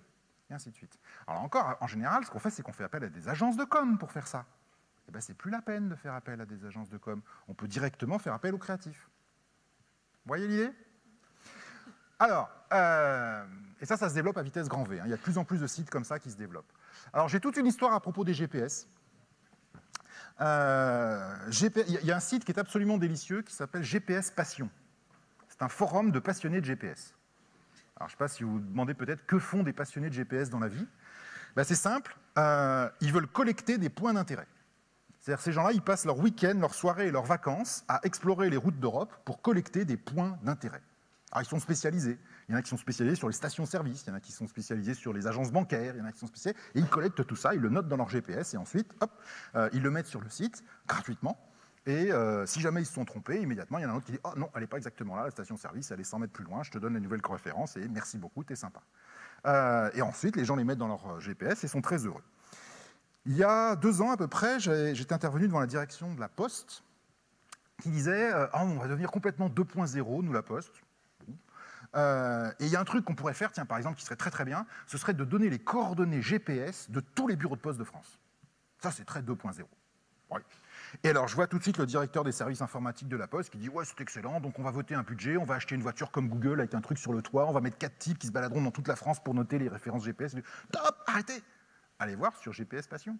Ça y est déjà, et c'est gratuit. Il y a énormément de choses qui sont déjà gratuites sur les forums. Faites-moi la promesse que la prochaine fois que vous signerez pour avoir une étude de marché, vous signerez aussi pour faire une étude sur les forums. Parce qu'il y a beaucoup de choses qui sont déjà sur les forums. Ce n'est pas la peine d'aller interroger les gens, ils l'ont déjà dit. Et ça vaut la peine d'aller regarder avant. Alors sur les GPS, il y a eu un deuxième épisode qui a été TomTom. Ah, vous savez, le gros problème sur les GPS, c'est d'avoir les cartes à jour. Et donc GPS a été obligé d'acheter un des 2 seuls fournisseurs de cartes. Ça lui a coûté une fortune, ça a plombé ses finances pour quasiment toujours, je pense. Ils ne s'en remettront pas. Suite à une bataille boursière pour acheter Téléatlas. Et le récolte d'informations pour les cartes, c'est vraiment très pénible. Il faut effectivement envoyer des gars avec des petites voitures et ah tiens, il y a un nouveau rond-point, ah tiens, il y a un nouveau carrefour, ah tiens, la roue, tu n'allais pas dans le même sens. Il faut noter tout ça et en permanence. Et on n'arrive jamais à suivre parce que ça bouge tellement vite. Enfin, c'est pas à vous que j'apprendrai ça, un rond-point, un pot de vin, donc ça bouge très vite. Et c'est comme on dit aussi 2 km d'enrobé, 1 km de dérobé, c'est ça je crois, non? Enfin, je sais plus. Enfin non, je ne devrais pas dire ça ici, Et, excusez-moi. Et donc ça coûtait très très cher, et ils ont trouvé une solution beaucoup plus élégante. La solution élégante qu'ils ont trouvée, c'est que sur leur GPS, si vous avez un GPS TomTom, vous le savez, si vous constatez que la route n'est pas comme c'est marqué, eh bien, vous pouvez la modifier sur votre GPS. Et après, quand chez vous, vous rebranchez votre truc sur l'ordinateur, ça envoie l'information à TomTom. Et quand ils reçoivent 10 fois la même information, ils en déduisent que la route a changé. Et donc, en fait, c'est les clients qui sont en train d'améliorer le produit. C'est-à-dire, non seulement c'est gratuit, mais en plus, c'est eux qui ont payé pour. Donc là, ça commence à devenir très intéressant. Sauf qu'il y en a un petit nouveau qui est arrivé et qui est encore pire, c'est Waze. Alors Waze, c'est encore pire. Eux, c'est du GPS sur smartphone uniquement. C'est-à-dire, vous mettez votre smartphone sur le tableau de bord, vous avancez, et il n'y a pas de carte. Pourquoi il n'y a pas de carte? Parce qu'ils se sont simplement dit que la carte elle va être dessinée par les utilisateurs eux-mêmes. Si j'avance avec ma voiture, ça veut dire qu'il y a une route. Et quand l'information elle est envoyée en permanence parce que c'est un smartphone, au bout d'un moment, si j'ai reçu l'information 4, 5, 10, 20, 30 fois, je suis sûr qu'il y a une route. Et simplement parce que les gens utilisent le truc, c'est complètement communautaire, ça construit la carte, qui est en permanence à jour et qui est la plus précise qui soit. Donc là encore, si vous êtes fabricant de cartes, changez de métier, c'est rapide. Bon. Et puis tiens, oui, avec Qui veut gagner des millions? Ah, Qui veut gagner des millions? Dans Qui veut gagner des millions, vous savez, il y a 2 jokers, enfin il y en a 3, mais il y en a 2 qui nous intéressent ici. C'est on peut faire appel au public ou on peut faire appel à un ami. Alors la question, c'est le public, c'est qui? Le public, c'est les autres joueurs qui attendent pour jouer ou qui ont déjà joué. Or, qui est sélectionné pour jouer à Qui veut gagner des millions? On fait attention quand même, on ne prend pas des gens qui ont bac plus 14, on ne prend pas des gens qui ont 4 doctorats, on prend pas parce que ce ne serait pas drôle Qui veut gagner des millions. Je veux dire, les gens d'abord ils seraient un peu tristounés, puis ils auraient la réponse à tout, donc ce serait vraiment pas terrible. On prend des gens qui ont des études très moyennes, une culture très moyenne, enfin bon, voilà. Et donc vous avez un groupe qui est le public, qui est un groupe de gens avec une culture très moyenne. En revanche, ces gens-là, ils savent qu'ils peuvent faire appel à un ami. Alors quel ami ils vont prendre? Là, le plus cultivé qu'ils ont. S'ils en ont un qui a bac plus 14 ou droit doctorat dans leurs amis, c'est celui-là qu'ils vont prendre comme ami. Bon. Et donc c'est très intéressant de comparer le niveau de bonne réponse qui est donné par le public, de gens pas très cultivés, et les amis qui, a priori, sont sélectionnés pour l'être. C'est très effrayant. C'est-à-dire que si on calcule ça précisément, et en regardant avec le type de niveau de complexité des réponses au moment où ça arrive dans le jeu, enfin tout ça est modifié scientifiquement, on se rend compte que les amis en général donnent la réponse dans 60% des cas, le public dans 95%. Donc un public de gens pas très cultivés donne des réponses qui sont structurellement meilleures que des gens qui le sont. Là encore, comme professeur, je peux vous dire que c'est pénible. Mais bon, c'est comme ça. Moi aussi, je vais changer de métier, je sens un jour, hein, ça va pas tarder. Il y a la créativité aussi. Alors la créativité, c'est un peu différent. La créativité, c'est... je ne vous demande pas de résoudre mon problème, je vous demande de me proposer des idées. C'est genre boîte à idées, quoi. Et alors là, il y a plein d'exemples tout à fait intéressants aussi. IBM, par exemple.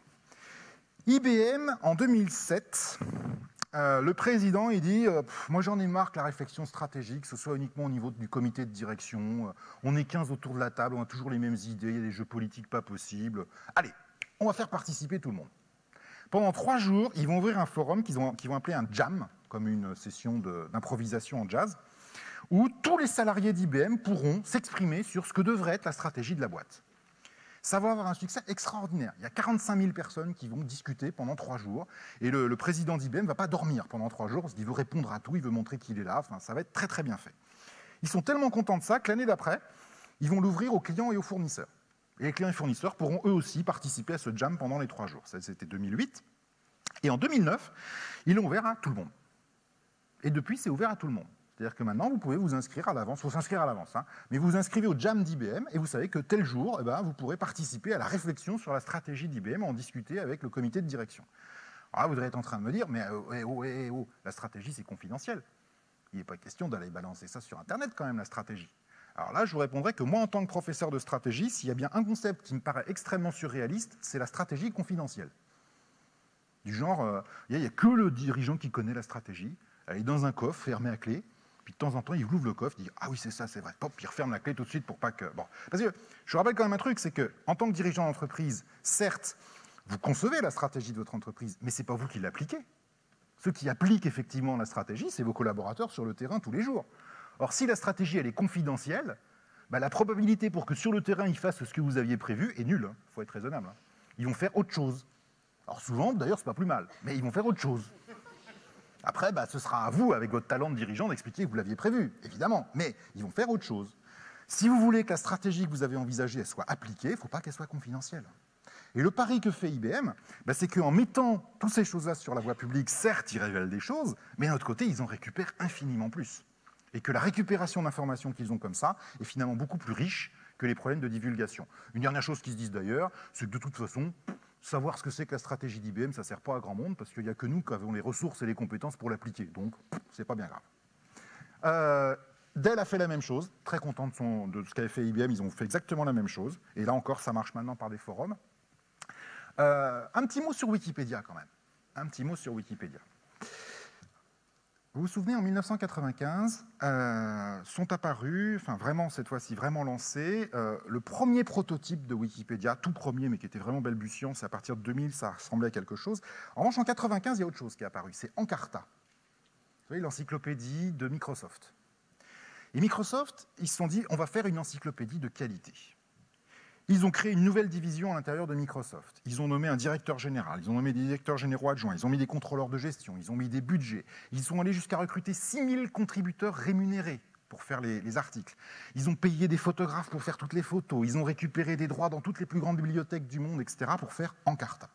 Au même moment, Wikipédia lançait son truc, où vous savez, les gens font ça bénévolement, le soir, quand ils veulent. Vous savez combien il y a de salariés chez Wikipédia? Au dernier pointage, 4. D'accord. L'an dernier, en 2010, après 10 ans de bataille entre les deux, Microsoft a fermé Encarta. C'est extraordinaire quand on y réfléchit. Une des plus puissantes entreprises du monde, qui a mis tous les efforts de management, de conception, qu'elle pouvait mettre en place pour faire un produit, face à un truc gratuit qui est fait bénévolement par des gens qui n'ont rien à gagner quand ils le font, parce qu'ils sont même anonymes quand ils le font, ils ont été obligés d'abandonner. Là aussi, c'est une leçon intéressante quand même, qui est très effrayante pour Microsoft aussi, quand ils regardent la fondation Mozilla, qui en passage, regardez de nouveau l'iconographie qu'il y a derrière. On ressent de nouveau l'inspiration révolutionnaire, qui est quand même assez intéressante. Bon, avec un dinosaure quand même, enfin bon. Linux aussi, ça leur fait très peur. Tiens, un très bel exemple de créativité, c'est Apple, l'App Store. Quelle que soit l'intelligence qu'on peut reconnaître ou la richesse qu'on peut reconnaître à cette entreprise, ils n'auraient jamais pu développer 200 000 applications en 18 mois. Enfin, il faut être raisonnable, c'est impossible. Et bien, la solution élégante qu'ils ont trouvée, c'est donc de dire, ben voilà, vous nous proposez des applications, nous on se contente de les valider ou de ne pas les valider. Si on les valide, on garde 30% du prix pour nous, on vous file 70% et on le met sur notre place de marché. Et ce n'est que le début, ils en sont à 200 000, mais ça continue à augmenter dans des proportions tout à fait impressionnantes. Je voulais vous montrer un petit dernier sur cet aspect-là, qui est My Starbucks. My Starbucks, c'est le forum des utilisateurs de Starbucks, le café Starbucks. Et alors, c'est tous les gens qui vont chez Starbucks qui peuvent proposer des idées pour Starbucks. Alors, regardez ce que ça donne, vous allez voir. Alors, voilà, nous partager, voter, discuter, voir, c'est leur truc. Alors, voilà, il y a 2 heures, il y a quelqu'un qui demande du décaféiné avec pas de sucre. Et je ne sais pas ce que c'est que du rooibos, j'en ai aucune idée. Il y en a qui veulent que les corbeilles qui y a à l'intérieur des magasins soient recyclables, il y a 6 heures, etc. Bon, ça pour l'instant, peut-être les dernières hypothèses et les dernières propositions ne sont pas extraordinaires. Là où je vous demande de regarder, c'est ici. Depuis qu'ils ont ouvert le site, sur des propositions de nouveaux produits, rien que sur le café et les expressos, il y a eu 24 560 propositions. Tout aussi intéressant, sur la prise de commande, le paiement et la livraison du produit, 6 110 propositions. Alors, je ne sais pas si vous avez dans votre entreprise des gens qui sont là pour développer des nouvelles offres, des nouveaux produits, des nouveaux services. Enfin, ils n'arriveront pas à en proposer 24 000 quand même. Hein. D'ailleurs, le gros problème qu'ils ont Starbucks maintenant, c'est de faire la sélection entre tout ça. Parce qu'il y a tellement d'idées qui sont proposées. Alors, d'après vous, comment ils font la sélection? C'est facile, ils demandent aux gens qui sont là de voter.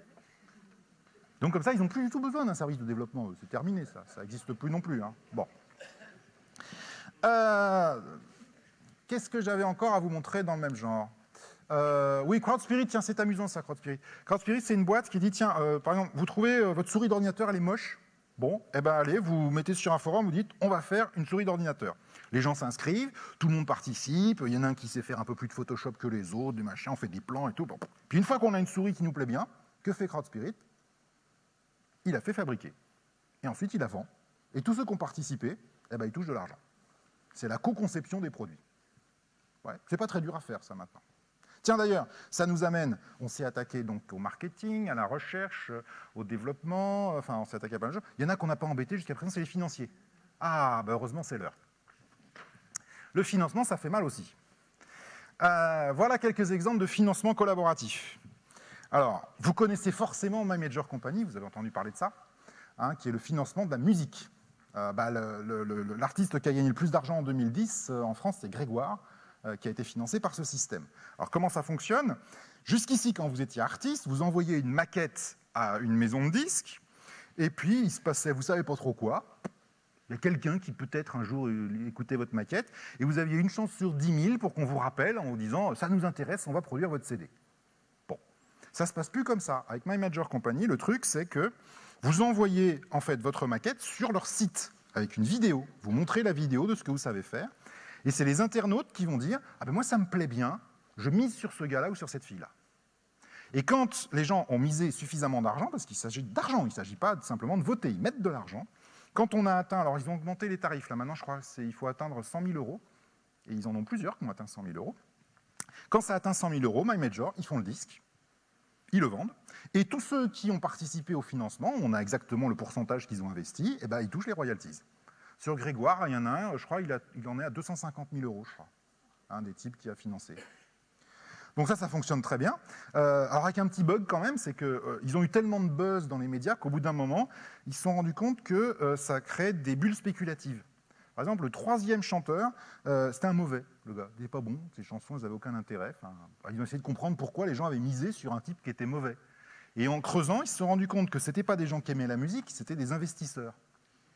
Et les gens disaient, moi j'aime pas ce qu'il fait ce gars-là, mais ça va sûrement plaire ça. Ben, en général, ça ne marche pas, ça. Hein. Ça, c'est une bulle spéculative en live, ça. Hein. Alors, il se passe la même chose en Allemagne, c'est la bande qui fait la même chose. Ils ont fait la même chose pour le cinéma maintenant, vous pouvez investir dans la distribution des films. Hein, co-participer à la distribution des films. Tiens, regardons ce qu'on peut faire en ce moment au cinéma. Alors, People for Cinema. Hop.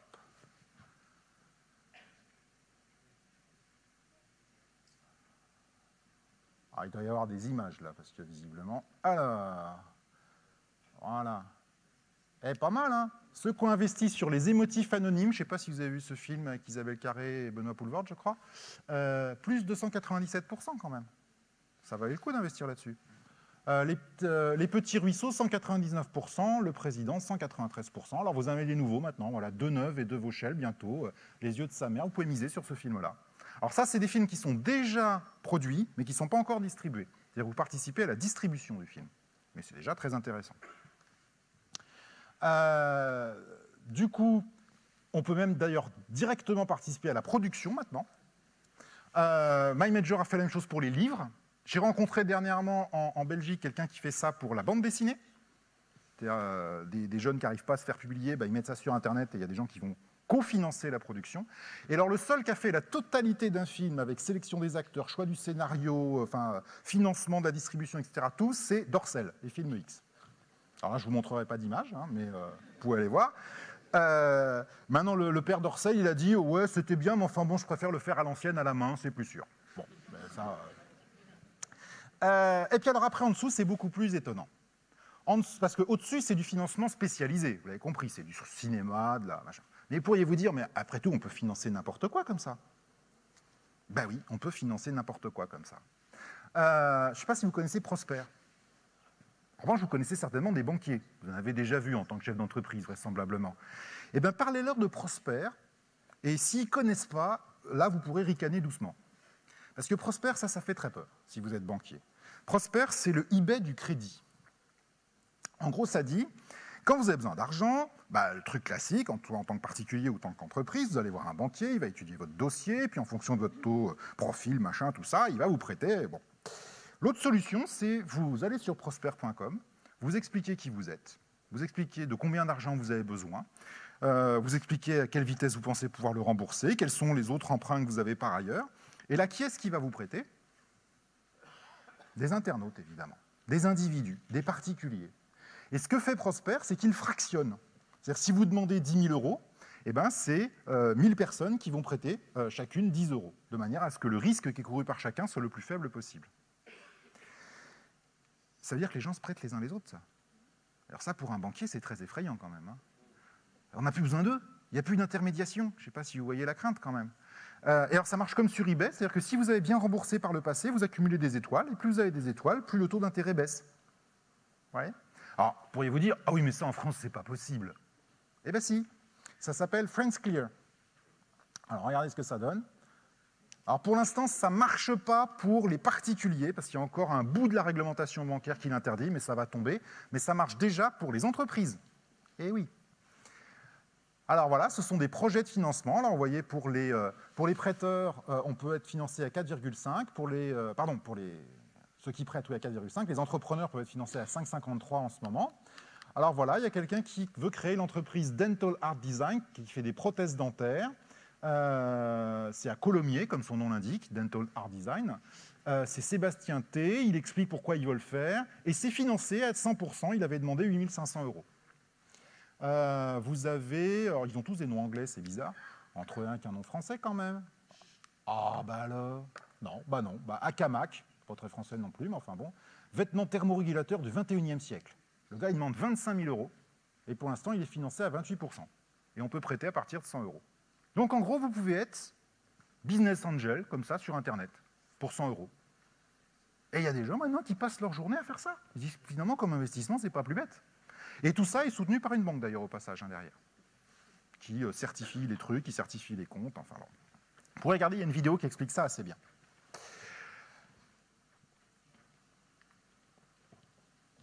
Ulule, c'est à peu près la même chose. Kiva, c'est plutôt pour du microcrédit, et Zopa est aussi un concurrent de Prosper. Donc ça veut dire que quand même, si vous êtes dans la finance, il va falloir aussi se poser des questions au passage. Et en revanche, là évidemment, j'en appelle à votre réflexion, c'est qu'en tant que chef d'entreprise, vous pouvez regarder les différentes fonctions qui sont autour de vous et de vous demander lesquelles peuvent maintenant être remplies par ce genre d'activité. Et dans quelle proportion? Peut-être pas en ce qui vous concerne, mais sachez qu'il y a de plus en plus de chefs d'entreprise qui se demandent si, après tout, ils ont besoin de tous ces gens-là autour d'eux, sachant qu'une nouvelle fois, ils peuvent faire appel aux compétences de gens qui sont complètement à l'extérieur. Il y a une cinquième chose qui, vous, en tant que distributeur, loueur, etc., peut quand même être un petit peu inquiétante, c'est qu'un des grands usages du collectif aussi, c'est le commerce, bien sûr. Et que, vous le savez très bien, les gens ont une grosse tendance à se vendre ou se louer. Ah oui, vous connaissez Zillow? Zillow, c'est la location entre particuliers. Hein, se vendre ou se louer des choses tout seul. Mine de rien, eBay est quand même le plus gros distributeur d'automobiles aux États-Unis maintenant. Je ne sais pas ce qu'il en est pour votre type de produit, mais ce serait, à mon avis, enfin, peut-être que vous le savez, quel est le poids d'eBay aux États-Unis dans votre activité, mais je pense qu'il est assez important. Très vraisemblablement. Bon, ok. Est-ce que tout ça, c'est l'avenir du management? Alors, il y a 3 livres que vous pouvez regarder. Alors, si vous lisez l'anglais, Crowdsourcing est très très bien. Si vous ne lisez pas l'anglais, La sagesse des foules et La fin du management, c'est pas mal non plus. C'est des ouvrages, alors, ils datent un petit peu. Hein, enfin, celui-là est le plus ancien, il est de 2009. Donc ça commence à être un petit peu ancien maintenant.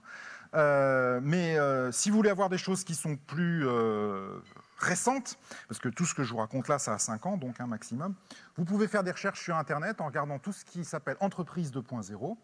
Wirekey, alors qui est un jeu de mots qui marche très bien en anglais, mais qui ne veut rien dire en français, donc la hiérarchie par les câbles.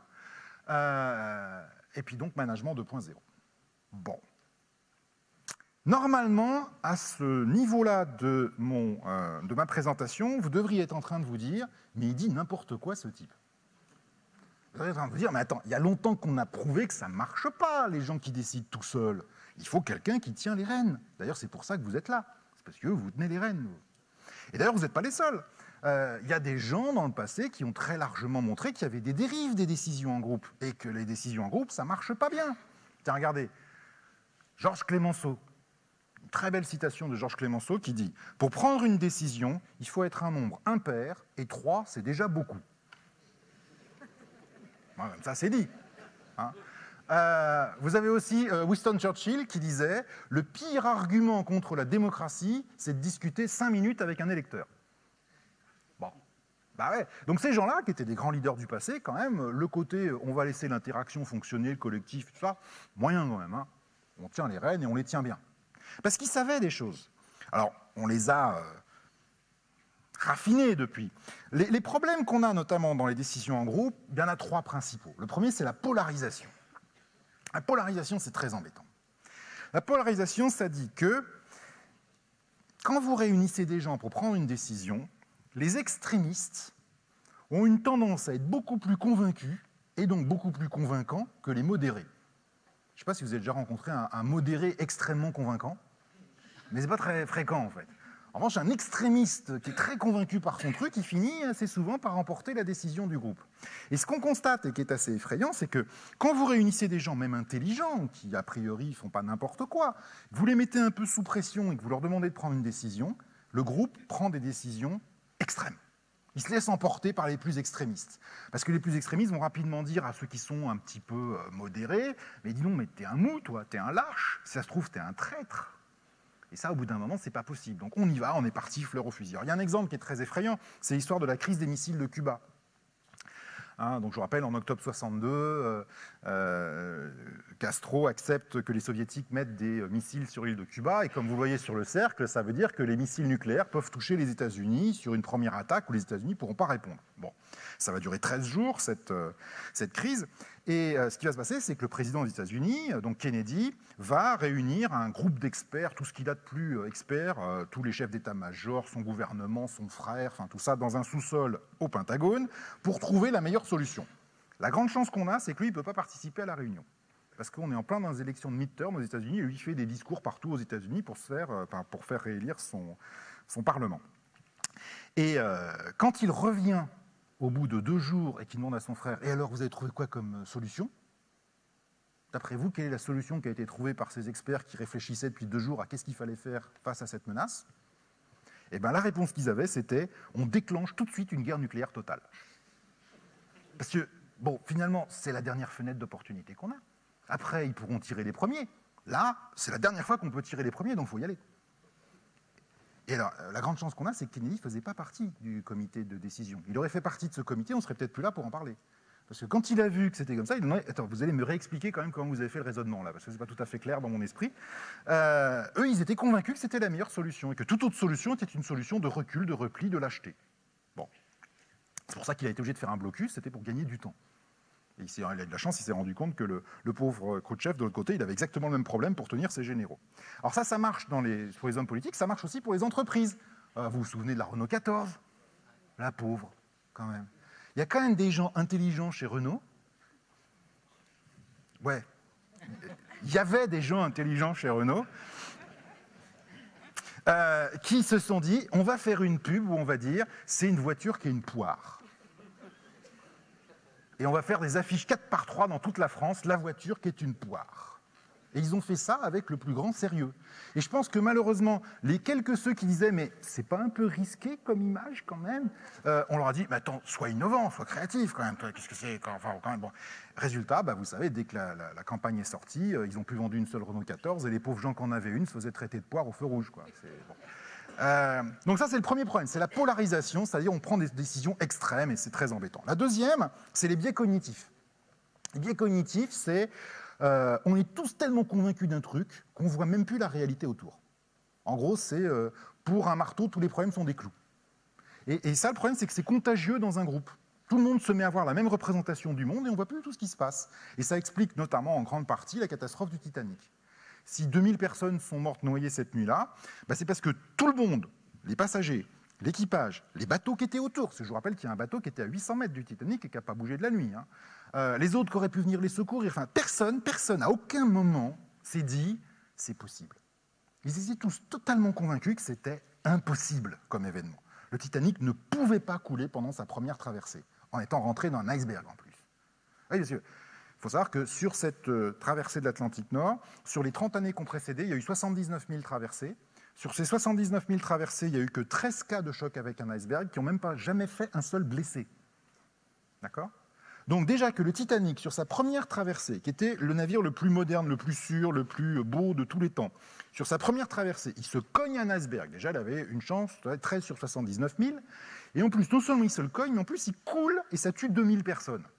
C'est à peu près le même genre de probabilité qu'ils avaient pris un météore sur la tête. Quoi. C'est-à-dire, personne n'y a cru. Objectivement, personne n'a cru. Et du coup, ils ont réagi extrêmement mal pendant toute cette soirée-là. Et ça leur a coûté la vie. Et puis, il y a un dernier phénomène qu'on appelle les cascades. Alors, cette photo-là est tirée d'un blog que j'aimais bien, alors qui a fermé malheureusement, qui prenait que des photos de traders paniqués. Et c'était assez à la mode il y a 2 ans. Mais les cascades, c'est les cascades informationnelles. Ça vous explique quelque chose que vous avez certainement déjà remarqué et qui est surprenant. C'est un très mauvais restaurant plein à côté d'un bon restaurant vide. Comment c'est possible ? C'est possible parce que les 2 restaurants sont vides au départ. Et puis, pas de chance, les premières personnes qui arrivent se mettent dans le mauvais. Puis après, les deuxièmes personnes qui arrivent, elles ne savent pas, mais elles voient qu'il y a déjà du monde dans celui-là. Puis, on va aller dans celui-là, il y a du monde. Quand on ne sait pas, on fait comme les autres. Et après, ils se mettent avec, et puis les troisièmes arrivent, ils disent « Ah là, il y a du monde, on y va. » Hop. Et au bout d'un moment, le mauvais restaurant, il refuse du monde, et le bon restaurant, il n'y a personne. C'est les cascades informationnelles. En situation d'incertitude, les gens se comportent comme des moutons. Et quelquefois, les moutons ne se comportent pas très intelligemment, il faut le reconnaître, avec tout le respect qu'on a pour les moutons. Tout ça, on le sait depuis longtemps. Tout ça, on sait très bien que les décisions en groupe, ça ne marche pas bien parce que ça se polarise, parce que c'est plein de biais cognitifs et c'est plein de polarisation. Pardon, de cascade. Mais il y a une différence. C'est que le management 2.0 que je vous ai décrit tout à l'heure, ce n'est pas de la décision en groupe. Contrairement à ce qu'on pourrait penser, ce n'est pas de la décision en groupe. Ce qu'on demande aux gens dans le management 2.0, c'est de surtout rester des individus.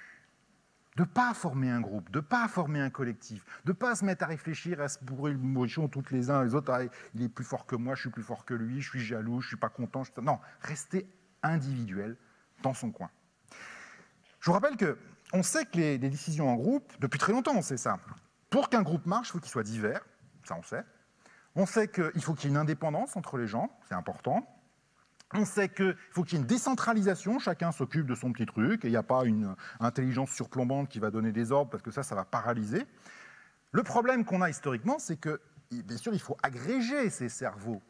L'ennui, c'est que quand on veut agréger ces cerveaux, historiquement, la solution qu'on a pour agréger des intelligences collectives, il n'y en a qu'une, c'est de les réunir. Et quand vous réunissez des gens, et bien là aussi, on le sait très bien, vous ne réunissez pas que des cerveaux.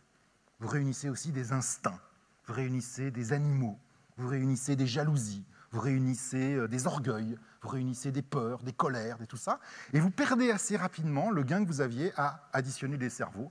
Vous vous retrouvez avec des moutons, quoi. Et ça, c'est pas bon. Et bien, il se trouve qu'on a un nouvel outil pour ça. L'outil d'agrégation qui historiquement était la réunion, on en a un qui est totalement différent maintenant, qui n'est pas cher, que 2 milliards de gens utilisent et qui est très facile à employer, c'est le web. Avec ça, on peut agréger de l'intelligence individuelle de manière très peu coûteuse et pour faire plein de choses, comme je vous l'ai montré là. Donc, retenez bien ça, le management 2.0, ce n'est pas de la prise de décision en groupe. On ne veut surtout pas que les gens soient des groupes. Ce n'est pas du management participatif. Non, on les laisse individuels. Et c'est parce que ce sont des individus qui vont contribuer au système. Alors, il y a un pays où ça risque de râper un petit peu plus que les autres. Et on le connaît bien, ce pays-là. Là, je vous ai mis des représentations classiques de nos leaders historiques. Enfin, j'aurais pu mettre à peu près n'importe quel autre.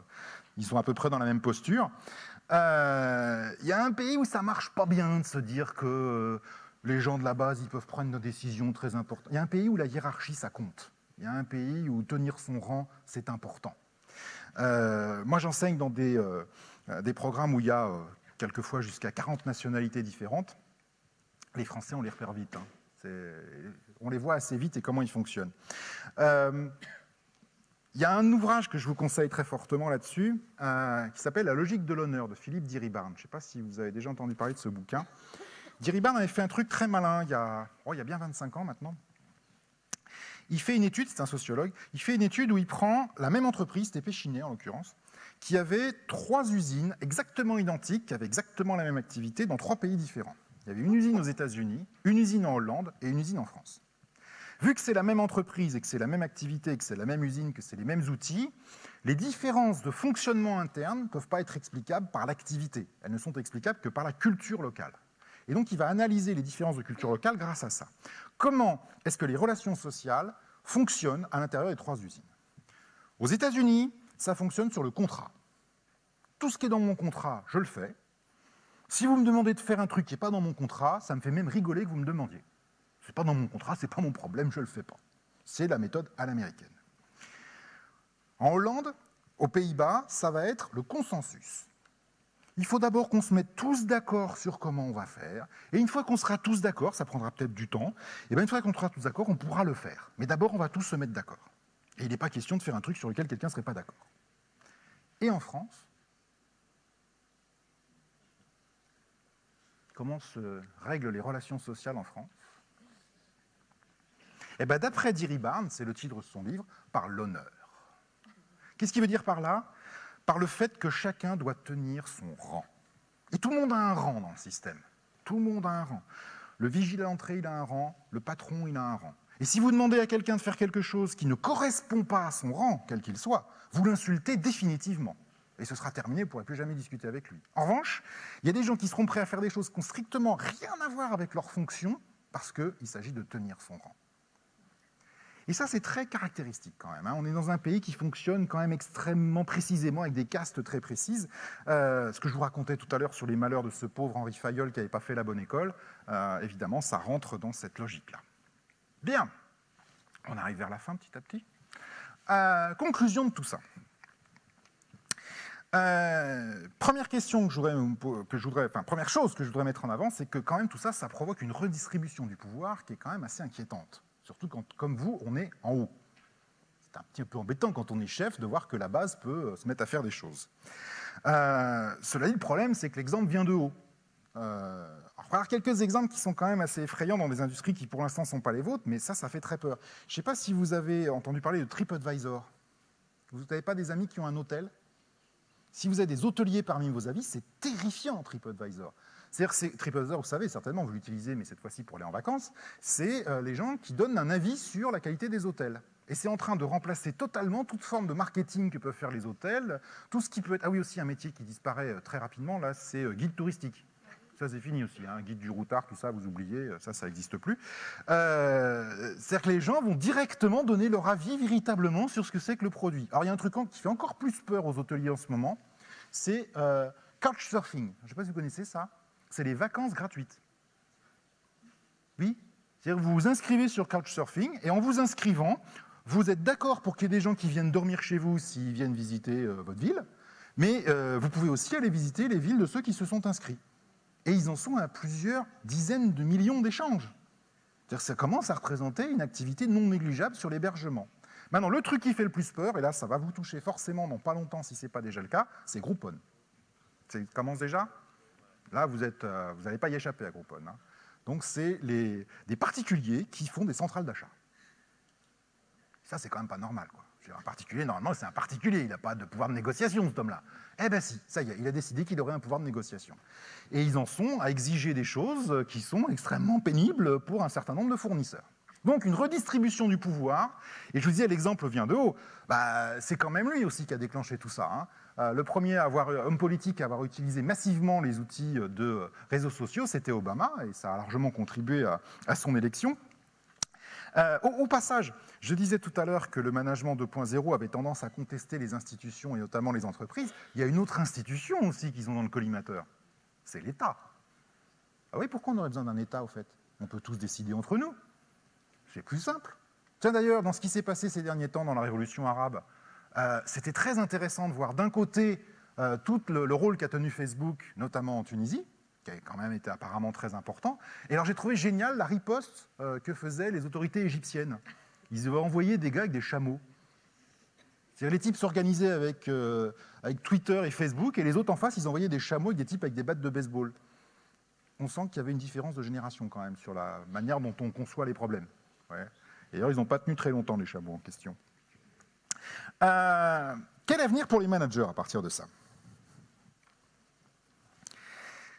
Je vous remets les infinitifs de Fayol. Prévoir, organiser, commander, coordonner, contrôler. Ça, d'après Henri Fayol, 1917, faire du management, c'est ça. Alors, je ne sais pas combien d'entre vous sont en train de se dire, bah oui, c'est ça. Hein, bon.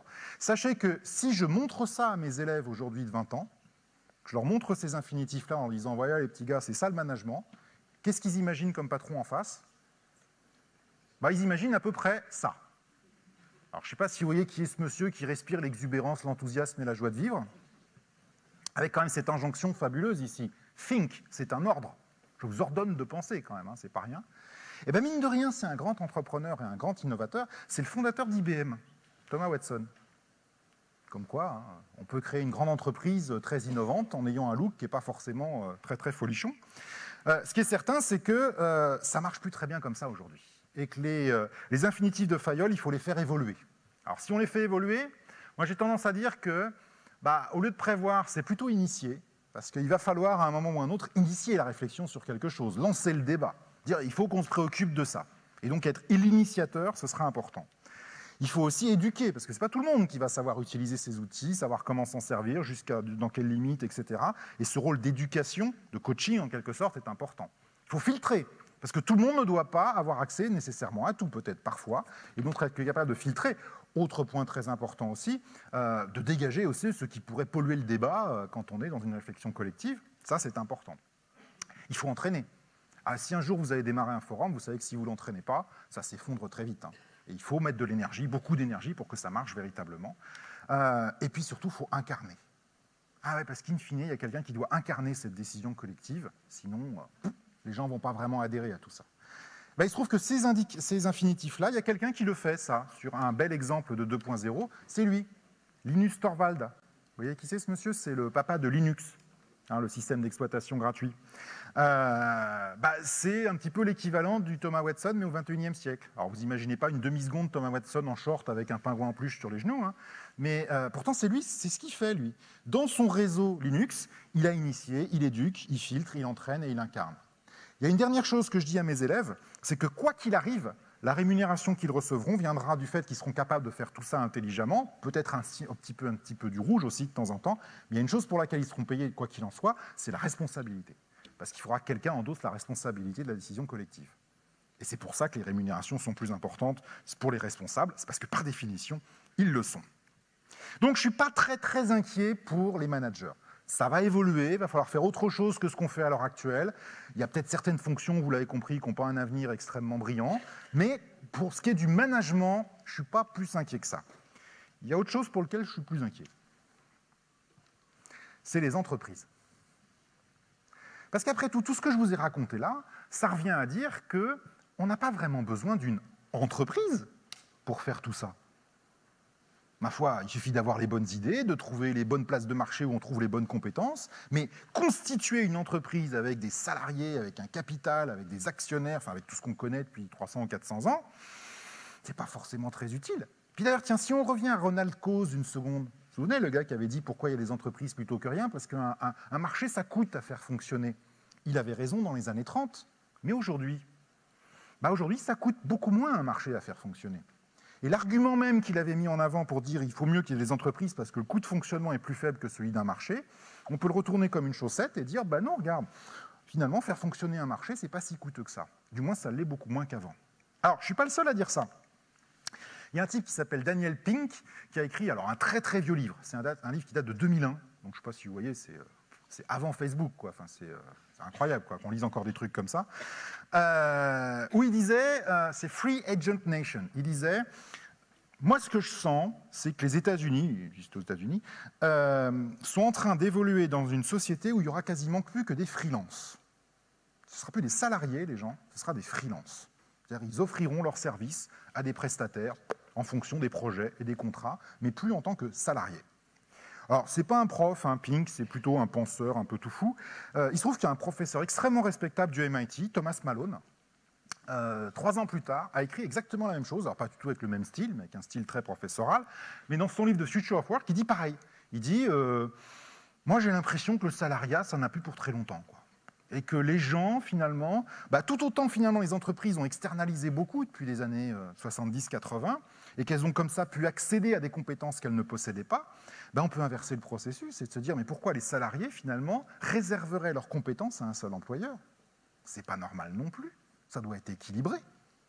Les salariés doivent aussi pouvoir proposer leurs compétences à de multiples employeurs. Il n'y a pas de raison. Si on ouvre les perspectives dans un sens, il faut qu'on puisse les ouvrir également dans l'autre. Et évidemment, tous les systèmes collaboratifs qu'on a évoqués là contribuent largement à ça. Donc ça, c'était du prospectif en 2004-2005. Évidemment, vous me voyez venir, c'est plus du prospectif. Ça y est, ça existe. Alors ce qu'on a, il faut que vous jetiez un œil, quand vous aurez du temps ce soir, à Amazon Mechanical Turk. Qu'est-ce que c'est que ce truc-là? Un Turc mécanique. Puis alors, vous voyez le sous-titre, Artificial Intelligence. Oula. Bon. Alors ça, c'est une référence à un truc très classique sur Internet, qui est une escroquerie de la fin du XVIIIe siècle, qui était un automate habillé en turc, qui jouait aux échecs. Et cet automate habillé en turc qui jouait aux échecs, cette machine, elle battait des bons joueurs d'échecs. Et ça impressionnait toutes les cours d'Europe, et le type qui avait construit cet automate faisait toutes les cours d'Europe en montrant son automate, et il battait des bons joueurs d'échecs, son automate. C'était très impressionnant, sauf que c'était une escroquerie. Il y avait un nain, bon joueur d'échecs, planqué dans l'automate. Et malheureusement, le secret a été éventé un jour, alors, en plus, pas bien, parce que c'était Catherine, la grande Catherine à Saint-Pétersbourg, qui s'en est rendu compte, et qui a dit, alors ça s'est mal fini pour le nain, ça s'est mal fini pour le gars, enfin c'est mal fini pour tout le monde. Si vous voulez voir l'automate, il est encore exposé à Bratislava, d'ailleurs. On peut le voir, c'est assez impressionnant. Et c'est resté dans l'idée, en fait, qu'un turc mécanique, c'est quand vous croyez que c'est une machine, mais en fait, c'est un être humain. D'où l'idée d'artificial intelligence. Alors, pourquoi Amazon? Parce qu'Amazon, il y a plein de choses sur leur site qui peuvent être réglées par un ordinateur. Par exemple, le délai de livraison de vos produits, quand vous commandez un truc, ça c'est par ordinateur, ils savent tout de suite par rapport au stock, par rapport à tout ça. Je ne sais pas si vous savez d'ailleurs que de plus en plus maintenant, quand vous commandez un livre, ils le fabriquent au moment où vous le commandez. Ils ne l'ont pas en stock. Ils ont des machines qui fabriquent les livres, en temps réel. Ça marche pour les livres de poche notamment. Pas pour les plus beaux, mais pour les livres de poche, ça marche très bien. Enfin, en tout cas, ça peut être fait de manière automatique. En revanche, il y a des choses qui ne peuvent pas être faites de manière automatique. Ce qui ne peut pas être fait de manière automatique, c'est par exemple, entre les 2 extraits du même ouvrage, lequel des 2 va maximiser les ventes? Ça, un ordinateur, si vous voulez programmer un ordinateur pour savoir lequel des 2 extraits est le meilleur, bon courage. Moi, dans les années 90, j'ai fait de l'intelligence artificielle. On dépensait des sommes considérables pour programmer des ordinateurs monstrueux avec des bases de connaissances, des bases de règles, des systèmes experts, des trucs, des machins. Et on arrivait à l'intelligence d'un être humain d'1 an et demi, pas très doué, quoi. Et encore, quand on était très très bon. Programmer un ordinateur pour identifier laquelle des 2 extraits de livres pourra maximiser les ventes, c'est quasiment impossible. Il faudrait un cerveau humain pour ça. Mais il y en a plein des cerveaux humains. Il y a 2 milliards de gens connectés. Sur ces 2 milliards de gens connectés en permanence, il y en a plusieurs centaines de millions qui n'ont rien à faire. Et si on leur demandait de faire du boulot pour nous, en les payant quelques sous? Eh bien, c'est l'idée d'Amazon. Amazon, en fait, ils ont une place de marché sur leur site, vous pouvez aller voir, où ils disent, voilà, il y a toute une série de petites tâches. Ce n'est pas des tâches très compliquées, c'est comparer 2 photos, c'est regarder 2 couleurs, c'est écouter 2 extraits de musique, enfin, c'est des trucs qui ne prennent pas beaucoup de temps. Et qui que vous soyez, où que vous soyez dans le monde, vous pouvez faire ces tâches pour Amazon. Et ils vous payent avec des bons d'achat chez Amazon. Et donc vous avez des gens qui passent leur soirée à ça, en même temps qu'ils regardent la télé. Hein. Mais pas de problème, ils font des trucs pour Amazon. Vous avez peut-être des gens d'ailleurs dans vos bureaux qui font ça aussi. Hein. Je ne sais pas si vous êtes au courant, mais... Oui, vous n'êtes généralement pas au courant, c'est ça le problème d'ailleurs. Et donc ça se développe très fortement, et ça utilise quelque chose qui est très étonnant, c'est ce qu'on appelle le surplus cognitif. Ça, c'est un livre de l'an dernier, ça. Cognitive Surplus, de 2010, qui dit exactement ça, en fait. C'est que moi, quand je faisais de l'intelligence artificielle dans les années 90, j'aurais jamais été imaginé qu'une des solutions, c'était d'utiliser du temps de cerveau disponible. On essayait de reproduire des cerveaux humains. On ne partait pas du principe qu'il y en avait à disposition. Ben maintenant, il y en a. Et il y en a des centaines de millions. Et donc, évidemment, ça permet de faire beaucoup de choses. Alors, Amazon, ils font ça avec des tâches très simples. Ils font ça avec 2 photos, 2 bouquins, enfin, pas bien compliqué. Il y en a qui vont beaucoup plus loin maintenant. Il faut regarder Elance et Odesk. Alors, ce sont 2 parmi d'autres, mais ces 2-là sont tout à fait étonnants. Eux, ils sont allés vraiment le coup d'après. C'est le eBay du marché du travail. Oui, parce qu'après tout, sur eBay, on vend des biens, mais on pourrait très bien vendre des services sur eBay. Je sais pas, quelqu'un qui dit « moi j'ai une compétence en tant que comptable », je la mets sur une place de marché, et si un prestataire a besoin d'un comptable, eh ben, il peut me trouver. Et si mes précédents donneurs d'ordre ont été satisfaits de ce que je fais, j'ai accumulé des étoiles, comme sur eBay, et en fonction du nombre d'étoiles que j'ai accumulées, je peux négocier un tarif supérieur. C'est l'agence d'intérim planétaire. Et ben, vous avez de plus en plus d'entreprises maintenant qui, plutôt que de recruter des commerciaux pour faire du démarchage téléphonique, de recruter un concepteur pour leur site web, de recruter là encore un comptable, de recruter tout ce genre d'activités qui peuvent être faites à distance, elles utilisent ces prestataires-là, Odesk ou Elance, ou d'autres d'ailleurs, et sans avoir à recruter du personnel, elles ont la compétence qui leur est nécessaire. Alors vous allez me dire, en France, ça risque de pas très bien passer, ça. Parce qu'en France, partir dans ce truc où on va tout fonctionner par un marché, bon déjà le marché libre en France, c'est quelque chose qui fait un peu peur, hein. Il se trouve qu'on a l'équivalent français. Qu'est-ce que ça donne? Ça a mis à la sauce française, avec préservation des statuts, avantages acquis, et tout ce genre de choses. Les gens qui ils ont une activité, qui veulent conserver une certaine sécurité, mais à côté, ça ne les dérange pas de faire du boulot à côté, si c'est nécessaire. Eh bien oui, c'est l'auto-entrepreneur. Le gros succès de l'auto-entrepreneur, c'est finalement la version française de tout ça. Sachez bien que la plupart des auto-entrepreneurs, c'est des gens qui ont un job, ils veulent garder la sécurité de ce job-là, mais à côté, ils font du business. Ce qui veut dire d'ailleurs, dans l'image de l'entreprise, qu'il y a quelque chose d'assez stupéfiant, c'est que, encore médiatiquement aujourd'hui, l'entreprise est présentée comme un lieu d'aliénation, ou ce genre de choses. Il n'est pas impossible qu'à terme, l'entreprise devienne à l'inverse le lieu de sécurité. Le lieu où il y aura un ancrage. Le lieu où on est sûr d'avoir au moins un petit quelque chose en termes de retraite, de sécu, de choses comme ça, parce que tout le reste se fera sur un marché où là... Ah oui, parce que, attendez, le gros problème qu'il y a derrière, c'est que tous ces trucs-là, ça ne paye pas d'impôts, ça ne paye pas de charges sociales. Je vous rappelle que les services fiscaux, ils n'ont toujours pas réussi à faire payer les gens qui vendent des trucs sur eBay. Donc avant qu'ils arrivent à faire payer ça, il va se passer encore du temps, hein. Donc comment derrière on va financer tout le système social, toute la fonction publique? C'est pas simple. C'est loin d'être simple. Il n'est pas impossible que l'entreprise reste finalement la zone d'ancrage qui permettra d'éviter ça.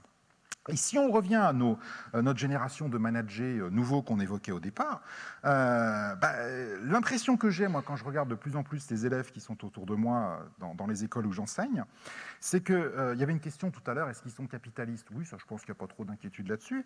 Est-ce qu'ils ont peur du travail? Pas du tout.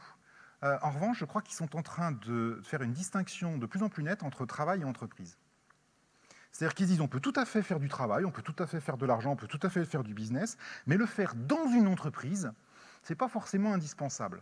Et on sent évoluer dans les mentalités quelque chose qui ressemble un peu à ceux qui aujourd'hui se disent moi je vais aller travailler dans une entreprise, c'est un petit peu ceux qui il y a 15 ans se disaient je vais aller travailler dans la fonction publique. Vous voyez, à peu de choses près. Et qui, en revanche, ceux qui disent, moi non, moi je vais me lancer, je vais faire du freelance, je vais faire du ça, bah, c'est ceux qui voulaient aller plutôt dans le privé historiquement. Ce décalage, je le sens aux États-Unis, il est plus en avance, comme toujours. Hein. La plupart des exemples que je vous ai présentés là, quand même, pour l'instant, sont américains, mais il y a quand même pas mal d'exemples français. Ce décalage, je le sens arriver quand même extrêmement vite. Et je vous rappelle que de toute façon, vous n'avez pas le choix. Ah oui, c'est ça la dernière chose. C'est que les gens que vous allez recruter à partir de maintenant, ils sont câblés comme ça. Eux, c'est simple, hein. Quand ils ont besoin d'un truc, ils vont voir sur Wikipédia. Quand il y a un article qui ne leur plaît pas dans un journal, ils écrivent un commentaire le plus méchant qu'ils peuvent. Quand il y a une pub qui ne leur plaît pas, ils fabriquent une pub différente qui ridiculise la pub qu'ils ont vue. Enfin, ils sont câblés pour être en permanence en interaction et en permanence donner leur avis. Si jamais vous leur dites « Ah non, une fois que vous êtes rentré dans l'entreprise, c'est plus du tout comme ça, et maintenant c'est le petit doigt sur la couverture du pantalon, et oui chef, merci chef, vous êtes le plus beau chef », ça ne marchera pas. Ça ne marchera pas. Si vous les empêchez de le faire en interne, ils vont le faire ailleurs. Et alors là, vous ne contrôlerez plus rien. Donc, oui, on vous a dit ça certainement, hein, mais je regarde rapidement comme ça. Ouais, a priori, dans cette salle, on a tous un gros handicap. Voilà, je suis désolé, on est tous des digital immigrants. C'est-à-dire qu'on n'est pas nés avec. Ceux que vous allez recruter à partir de maintenant, c'est les digital natives. Ils sont nés avec. C'est-à-dire qu'ils n'ont jamais connu un monde où il n'y avait pas tout ça. Ils ne connaissent pas. Il y a des statistiques totalement étonnantes que j'ai vues dernièrement. Je crois que c'est plus de 50% des bébés français ont maintenant leurs photos sur Internet dans leur premier mois. Ouais. Et il y a encore plus drôle, c'est aux États-Unis, vous en avez 30% maintenant qui ont leurs photos de leur échographie. C'est-à-dire qu'avant d'être nés, ils sont déjà sur le web. Voyez. Donc après, bon, dire que ça va s'arrêter à la frontière de la boîte, ça me paraît extrêmement difficile. Voilà. Écoutez, je vous remercie pour votre attention que j'ai trouvée très studieuse, hein, et je suis prêt à écouter vos questions avec plaisir. Merci. Frédéric Fréry.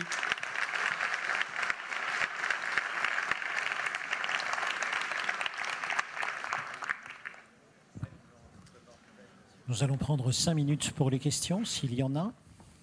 Oui, là-bas tout au bout, monsieur, dans la travée. Et là-bas également, encore plus haut.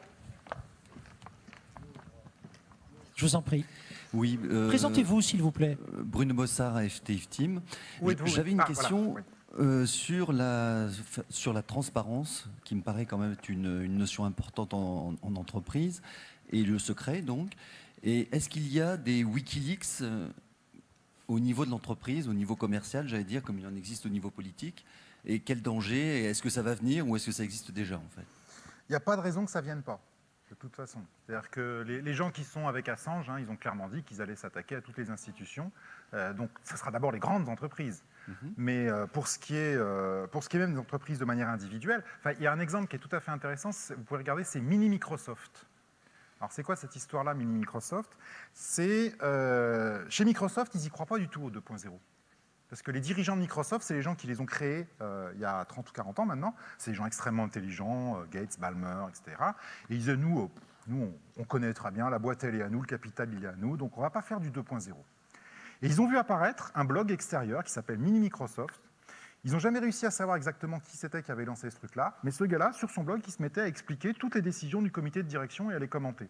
Et quand ils ont voulu interdire ça, ils ont regardé de près, et il y avait déjà à peu près 30 000 inscrits. C'est-à-dire que tout le personnel de Microsoft, maintenant, avait adhéré au blog. Et ils ne peuvent plus le supprimer.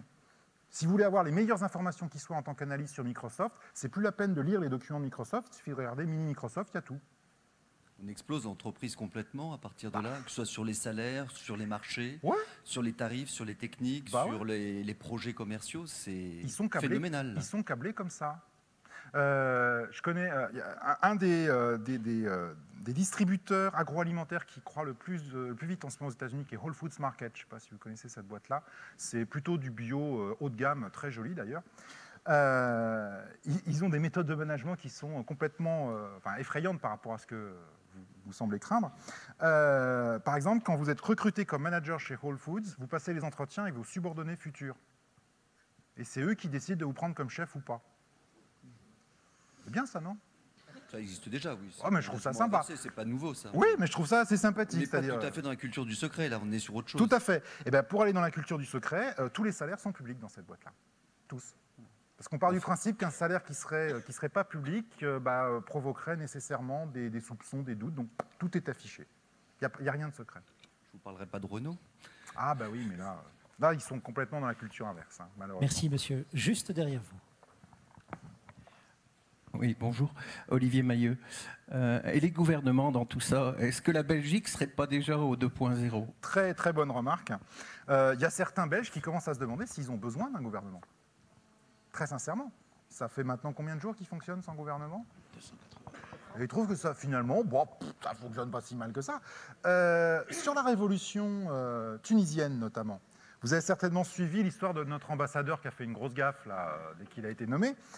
Il y a eu des réactions très intéressantes des blogueurs tunisiens et sur Facebook et Twitter immédiatement qui disaient « Mais attendez, on a changé notre gouvernement, on peut aussi choisir nos ambassadeurs. De quel droit vous nous retirez ce droit-là ? Le peuple peut diriger directement. » Et ça, c'est plus inquiétant quand vous regardez bien. C'est que, ah oui, il y a une couche politique derrière tout ça. La plupart des entrepreneurs les plus célèbres dans tout ce qui est 2.0, ils sont américains. Et ils adhèrent à une idéologie qui est assez surprenante en France, mais qui marche bien aux États-Unis, qui est le libertarianisme. Je ne sais pas si vous connaissez ce truc-là. Le libertarianisme, pour faire simple, c'est les anarchistes de droite. Alors, je sais, c'est pas simple non plus en France, hein, dire les anarchistes de droite, on se dit, mais qu'est-ce que c'est que ce truc ? C'est des gens qui disent, en gros, rien ne peut entacher ma liberté individuelle. Et certainement pas un État. Si je ne veux pas payer d'impôts, je n'utiliserai pas de service public, mais c'est mon droit. Si je ne veux pas payer de sécu, je n'aurai pas droit de remboursement, mais c'est mon droit.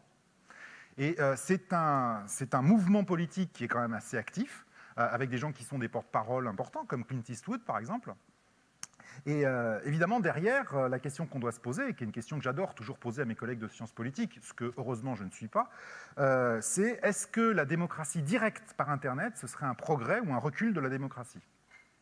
Ce qui est loin d'être évident comme question. Mais c'est sûr que le coup d'après, les gens vont se demander ça. Ils vont dire, comment on va restabiliser, par exemple, la Tunisie ? Quand ils disent, on peut, par ce fonctionnement-là, renverser quelque chose, qu'est-ce qu'il faut qu'on leur présente pour qu'ils acceptent en disant ça, d'accord, on le garde ? Il y aura toujours un effort de contestation, une volonté de mettre en doute et de dire le pouvoir au peuple. Ça pose des vrais problèmes, je suis d'accord. Question suivante. Mais une nouvelle fois, je ne suis pas professeur de sciences politiques. Allez-y. Dieu merci. Et puis ensuite, deux questions. Oui, ici. Olivier Genin. Tout à l'heure, vous disiez l'entreprise va devenir un lieu d'ancrage. Ouais. Et va aussi, autre conséquence, va rester le seul moyen pour les institutions, leur seule raison d'exister, puisque le financement ne pourra venir que par ce biais-là. Ce n'est pas une raison très constructive ? Oui, enfin, je vous rappelle que jusqu'à preuve du contraire, c'est quand même votre rôle social fondamental que de payer des impôts. Vous servez fondamentalement à ça quand même. Hein. Le système capitaliste, c'est quand même un système dans lequel on s'est dit que l'appât du gain individuel était bon pour la santé collective. Et donc on utilise comme vache à lait un taureau de combat, qui est la recherche du gain individuel, parce que ça finance le système collectif. Ce qui est finalement plus sympa, c'est de se dire que dans cette idée générale qui était que les entreprises elles servent avant tout de financement, de rajouter le fait qu'elles serviront en plus d'un des derniers remparts d'ancrage social, moi je trouve que c'est plutôt un progrès qu'un recul. Mais bon. Merci, juste ici, je vous en prie. Bonjour Alexandre Gérard, merci pour cet exposé passionnant. Merci. J'étais en fait assez étonné que vous n'abordiez pas ce que j'imaginais, les travaux de votre confrère Isaac Geiss. Quelle est votre vision des Freedom Inc. par rapport à la matrice que vous avez abordée aujourd'hui ? Il est sur une chose qui est un petit peu différente. Hein. Isaac Geiss, c'est quelqu'un qui travaille spécifiquement sur la créativité, sur les entreprises libérées, hein, donc Liberation Management. Moi, ce qui m'intéresse, c'est l'utilisation du 2.0 dans le management. Et donc, on a des approches qui sont pour l'instant parallèles, mais qui finiront par se rencontrer un jour, vraisemblablement. Voilà, il y avait encore deux questions, une là-bas et une également pour madame un peu plus haut.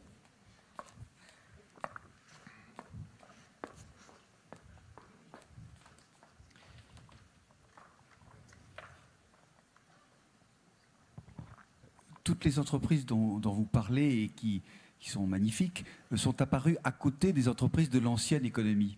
Avez-vous des exemples d'entreprises comme les nôtres, de l'ancienne économie, qui ont réussi ou qui sont en train de migrer vers la nouvelle économie ? Alors, c'est une excellente question. Est-ce qu'on peut devenir 2.0 quand on ne l'était pas ? Ça veut dire que tout le management en place doit être nettoyé quand même. Et ça, c'est pas simple. Que toute la légitimité des gens qui étaient là disparaît. Ça, c'est loin d'être simple. Un des exemples les plus impressionnants est peut-être IBM quand même, qui était quand même un archétype de trucs bien mastodonte, bien mammouth, avec tous les trucs de management qu'on a inventés au XXe siècle, c'est passé par eux. Et là, ils sont quand même à la pointe de l'épée sur ce genre de choses. Maintenant, vous allez me dire, c'est IBM, quoi. C'est pas non plus... voilà. Très sincèrement, être capable de donner l'exemple d'une entreprise française ancienne qui soit largement en avance sur ce genre de choses, compliqué. Il y a, de ce que j'en ai vu, un secteur qui est particulièrement attentif à ça, c'est le secteur mutualiste, que ce soit les banques ou les assurances. Parce que ça fait écho à leur histoire. Ils disent, mais après tout, on a commencé comme ça. On a commencé avec des coopératives de gens qui se sont mis ensemble pour faire des choses avec un collectif. Et donc, eux, quand ils regardent ce 2.0, ils se disent « Ah, c'est bien, ça nous permet de reconstruire en fait ce que nous étions et de revenir à nos racines. » Maintenant, pour l'instant, c'est essentiellement du discours, je suis d'accord avec vous. Madame, je vous en prie. Le gros risque de tout ça, n'est-ce pas la manipulation? Où êtes-vous? Pardon. Juste ici. Oui, pardon. Le gros risque de tout cela, n'est-ce pas la manipulation? Comment est-on sûr que chaque décision est prise par des individus? Et en particulier des sites de réservation d'hôtels en particulier, où les étoiles étaient attribuées de façon... pas par des clients, mais... Oui, c'est comme un marché, c'est-à-dire que de temps en temps, il y a des dérapages. Et d'un autre côté, c'est la beauté des marchés aussi, c'est autorégulé, c'est-à-dire que les sites que vous évoquez, ça finit par se savoir qu'ils ne sont pas fiables, et à partir de là, ils disparaissent extrêmement vite.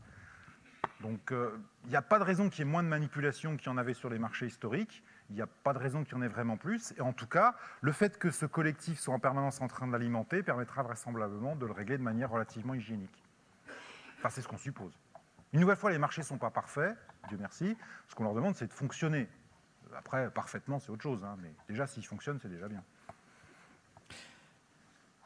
Toute dernière question? Allez, allons-y, toute dernière question.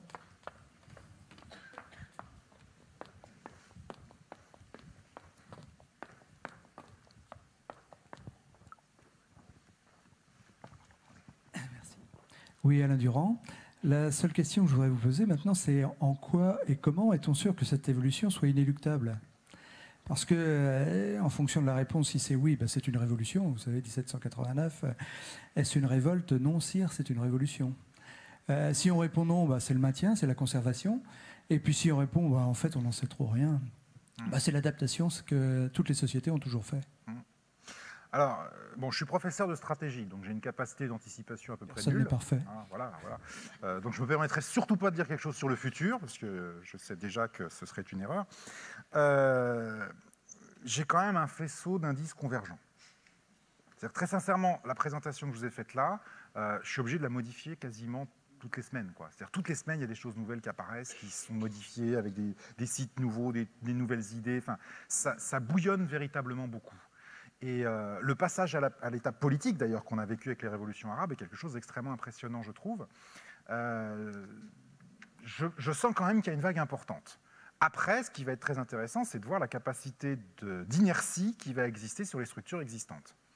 Et ça va certainement différer selon les pays. Il ne faut jamais oublier que Internet aux États-Unis est un truc qui est complètement libre. En Chine, c'est complètement fermé. Et en France, on a inventé des Adopi ou des trucs comme ça. C'est-à-dire c'est un peu libre, mais enfin, il y a des radars, quoi. Voilà. Donc, on va voir. Le jeu des politiques va quand même être important là-dessus. Parce que c'est eux qui ont le plus à perdre, si vous voulez, à mon avis. Donc, ils vont certainement être très attentifs à la manière dont ça va se passer. Maintenant, moi, ça fait maintenant 4 ans que je regarde ces phénomènes-là. J'ai peut-être une perception sélective, je suis d'accord, j'ai peut-être un biais cognitif, je suis d'accord, mais je suis quand même très impressionné par la vitesse à laquelle ça avance et ce que je vois autour de moi.